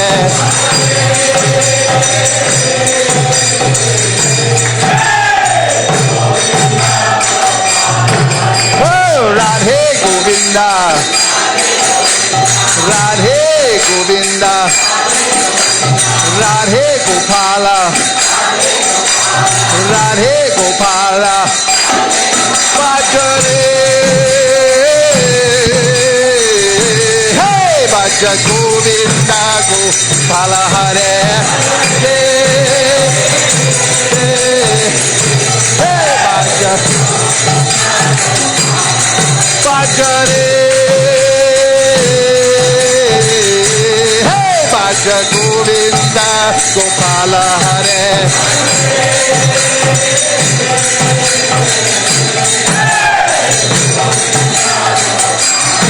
Oh, Radhe Govinda, oh, Radhe Govinda,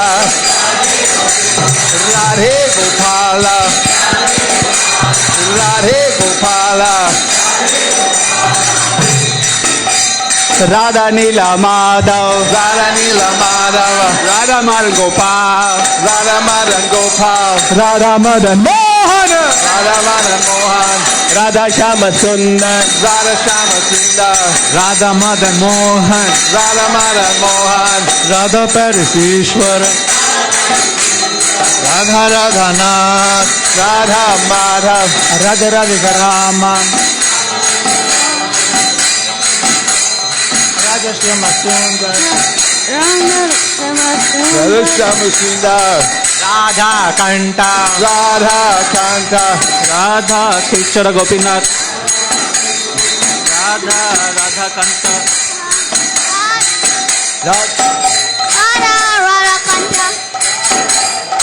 Radha Govinda, Radha Govinda, Radha Madhava, Radha Madhava, Radha Landanishvara, Radha Landeshwara, Radha Gopinath, Radha Gopinatha, Radha Ras Bihari, oh, Radha Ras Bihari, Radha Kunja Bihari, Radha Kunja Bihari, Radha Vallabha, Radha Vallabha, Radha Giridhari, Radha Giridhari, Radha Gopi Vallabha,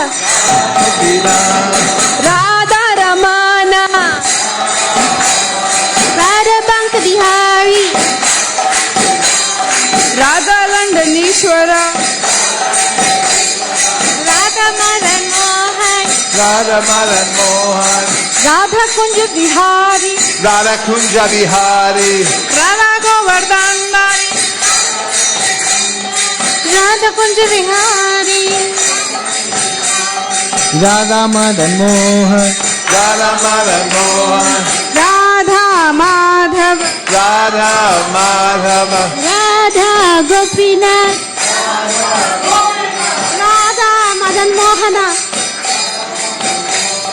Radha Kishori, Radha Ramana, Radha Govinda, Radha Giridhari, Radha Giridhari, Radha Giridhari, Radha Giridhari, Radha Kunj Bihari, Radha Kunja Bihari, Radha Manohara, Radha Govinda, Radha Bhajare, hey, Bhaja Govinda Gopala Hare, Bhajare, hey, Bhaja Govinda Gopala. I say Shri Bhagavan ko mere barambar pranam hai. I say Shri Bhagavan ko mere barambar pranam hai. I say Shri Jnana Shyam ko mere barambar pranam hai. I say Shri Jnana Shyam ko mere barambar नाम है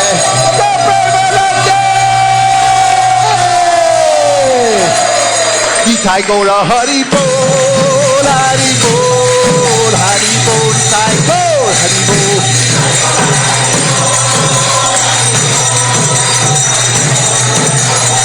Nitai Gaur Hari Bol, Hari Bol, Hari Bol, Nitai Gaur Hari Bol.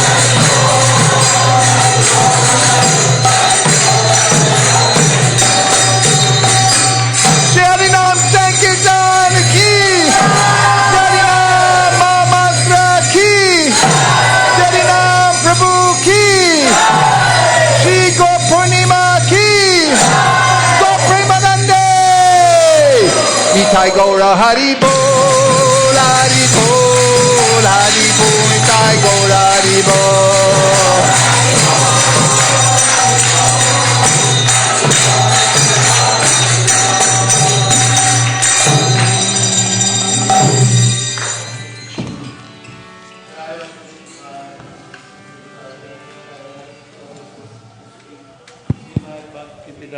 Swami Srila Prabhupada ki jai. ISKCON founder Acharya Srila Prabhupada ki jai. Jai Om Vishnupad Paramahansa Pariprajakacharya Stotra Satasri Srimad Bhakti Siddhanta Saraswati Goswami Prabhupada ki jai. Ananta Koti Vaishnavrinda ki jai. Namacharya Srila Haridas Thakur ki jai. Prem se kaho Sri Krishna Chaitanya Prabhu Nityananda Shri Advaita Gadadhar Shrivas Adi Gaur Bhakta Vrinda ki jai. Shri Shri Radha Krishna Gopa Gopinath Shama Kunda Radha Kunda Giri Govardhan ki jai. Vrindavan Dham ki jai, Navadvip Dham ki jai, Jamuna Mai ki jai, Ganga Mai ki jai, Tulsi Devi ki jai, Bhakti Devi ki jai, Samveta Bhakta Vrinda ki jai. Nitai Gaur Premanande, Hare. All glories to the assembled devotees. All glories to the assembled devotees.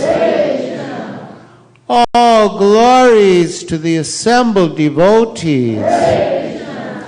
All glories to Sri Guru and Sri Gauranga. All glories to Srila Prabhupada. ISKCON of Silicon Valley ki jai. Welcome everyone to ISKCON Silicon Valley. Anyone here for the first time? Oh, thank you for coming. We'd like to give you a warm welcome. Thank you so much for visiting. And everyone for the second and third and more times.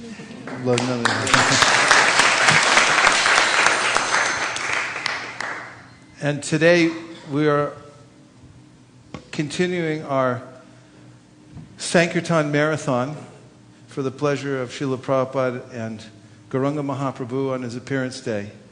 Gauranga Mahaprabhu will be appearing tomorrow at moonrise.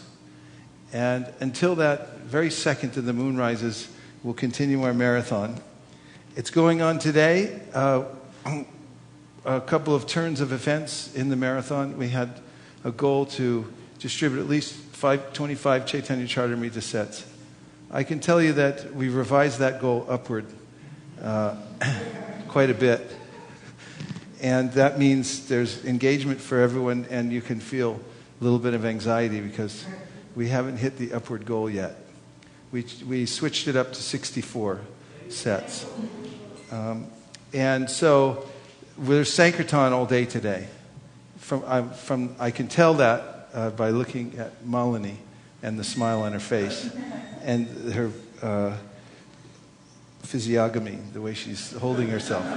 She's ready to go. She's ready to spring out the door. And also because I don't see SKP here, it means he's loading the cars probably and getting directions for where we're all going. So there's been so many encouraging events during this festival to spread Mahaprabhu's mercy. Partly, I think we're all feeling a kind of sustained ecstasy from reading Prabhupada's Chaitanya Charitamrita. We've gone all the way through the 7th chapter in the last couple of weeks, non-stop reading, and it's having its effect. It says in the Shastra the effect will be there, and I think that we're all feeling it, right? From hearing Prabhupada's books. And also from the experiences we're having when we go out to share the Chaitanya Charitamrita with others. In the beginning, there was some slight trepidation that who could read the Chaitanya Charitamrita? Don't they have to finish the Ishavanashad, Bhagavad Gita, Srimad Bhavatam, and then the Chaitanya Charitamrita? But we threw caution to the wind. And we said, well, if Chaitanya Mahaprabhu can go anywhere and everywhere and not care about how he distributes and to whom he distributes, then we can too. We'll just follow in the mood. And they plundered, that is, the Panchatattva, the storehouse of love of God, and distributed its contents. And the more that they distributed, the more the contents increased. And we're finding that to be true. A couple of Wednesdays, when I've driven up to the temple, I noticed huge pallets of books containing mostly sets of Chaitanya Charitamritas.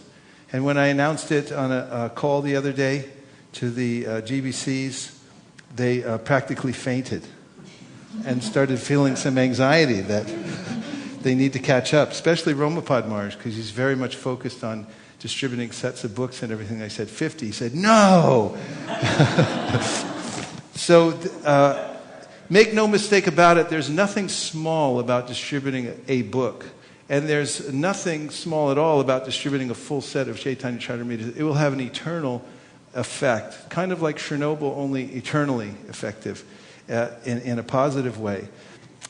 And we're finding people from all different cultures, as was Chaitanya Mahaprabhu's mode of service, to go out to meet people from everywhere. I saw this morning a picture, I hope it's okay to reveal, in an Oracle office, that is, at the Oracle Corporation, the most boring place to work in the world. But it's right up there with all the other corporations, so it's nothing against Oracle. Or Larry Ellison, we love you, Larry, if you're watching this morning. But seeing a set of Chaitanya Charitamritas in the cubicle, which is the next thing up from prison, and with a full set of Chaitanya Charitamritas, and a young woman from Peru who Shraddha Devi Dasi met in the lunchroom and then summarily convinced to buy a full set of Chaitanya Charitamritas in her cubicle, reading the Chaitanya Charitamrita. It brought tears to my eyes this morning to see that. And that's one grain of rice from the whole pot. All of you are going out door to door, knocking on doors. Say, here, Look at Chaitanya Mahaprabhu. Practically even devotees in the ISKCON movement don't read Chaitanya Charitamrita. What to speak of people out there, we're making them fortunate. And so this combination of reading the Chaitanya Charitamrita, distributing, is having some profound effect. I think it's driving the devotees spiritually crazy here, which is what we're looking for, according to Sri Chaitanya Mahaprabhu. So we'll go on doing that. Those of you who haven't had a chance to go out and experience the excitement of knocking doors and just bearing your soul, opening your heart to people and giving them an opportunity to take some Krishna conscious literature, or to say Hare Krishna, or to have some prasadam, or just be nice to them, be friendly. You don't have to sell any books. You can just go around and have fun and meet people. That's what life's all about, right? So that's going on all day today. Also, I dare say there'll be preparation work. I don't see Hansa Priya. She's probably in the kitchen doing it right now. There's tons of service. So grab onto service as much as you can over the next 48 hours to serve Mahaprabhu, and you'll be happy. Do you have a report? Do you want to say anything? Are we inching towards our goal?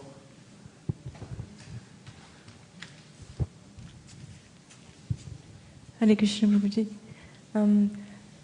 We are inching towards our goal. We still have about maybe 12 to 15 sets minimum to go. We don't... Okay, so about 15 sets today for a buffer zone. Yeah. So just take them out and don't come back without distributing. One thing actually helps also is that if you know your friends, it's very easy to distribute to your friends also.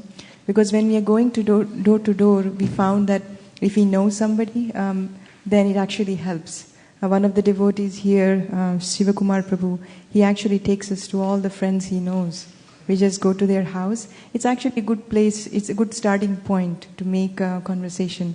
And everybody is looking for this literature. When we went door to door the other day, we found that people are actually looking. When they opened the door, we just showed them Chaitanya Charitamrita. They also wanted a Srimad Bhavatam as well.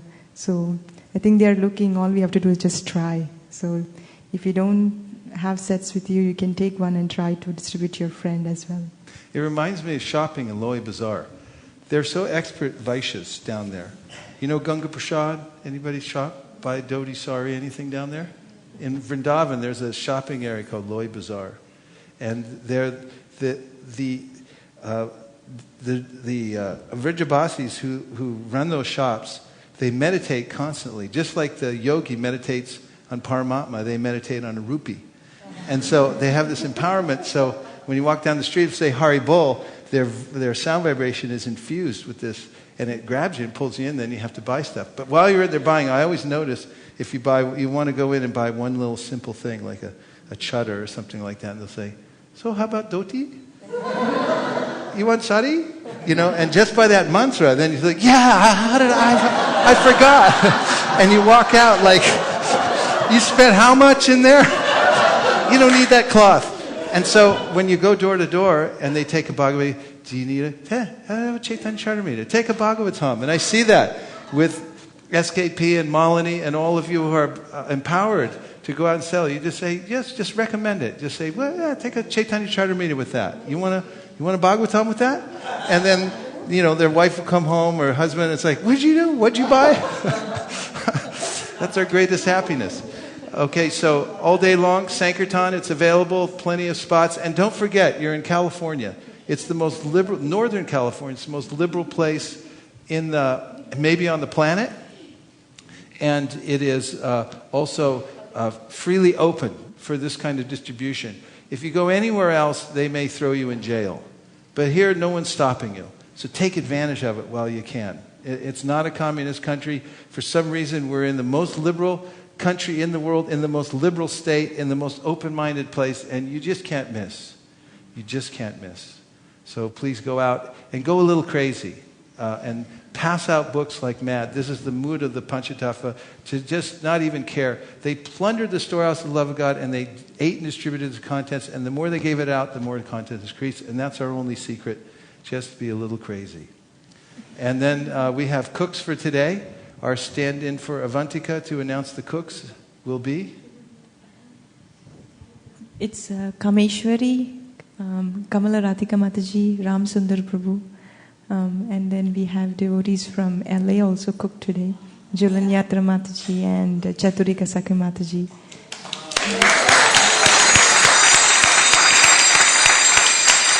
Thanks to all the cooks. Any more announcements? Maharaj will be set up over here, as you can see. You get your books. There's 2 books. Take them both. Take some for your friends. He'll sign the books for you. And we'll have prasadam just after the prasadam prayers, and then we'll be ready to go on Sankirtan. Go Premanande Haribol. Let's give another thanks to Maharaj, who will also be here tomorrow. The schedule for tomorrow starts at 4:30 a.m. We'll have Mangal Artik, and then we'll just keep rolling all day long. No reason to stop. It's a Sunday. No reason to call your boss and tell him you're sick. Just come in, and you can hear and chant, do seva all day long. And we'll have a huge feast at Moonrise tomorrow, which is at 7:30. So it's not like a late festival. So make sure you get here early so you can take advantage of as many hours as you can. Okay? Go Premanande Haribol! Sharira Vidya Jao Jodendriya Tahika Vivepele Vishaya Shakare Karma Devi Vayati Lobo Muti Purmati Takidita Katita Santare Krishna Bola Doyamo Kori Pare Vaja Shabrashadam Nadi Lopai Shayanamrita Pao Radha Krishna Gundakao Preme Dako Shri Chaitanya Nita Pare Kadina Shanti Pure Prabhu Aditya Kare Tui Prabhu Bodhane Bosilo Shaktori Ashwatana Prabhu Bole Bhakta Kana Esha Krishna Ashwadilo Heno Shakashwadane Krishna Prema Vishemane Jai Preme Toro Ashwata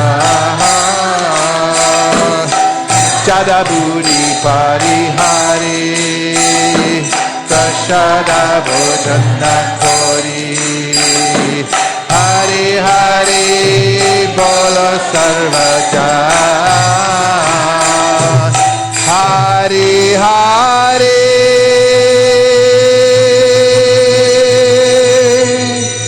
Bolo Sarvaja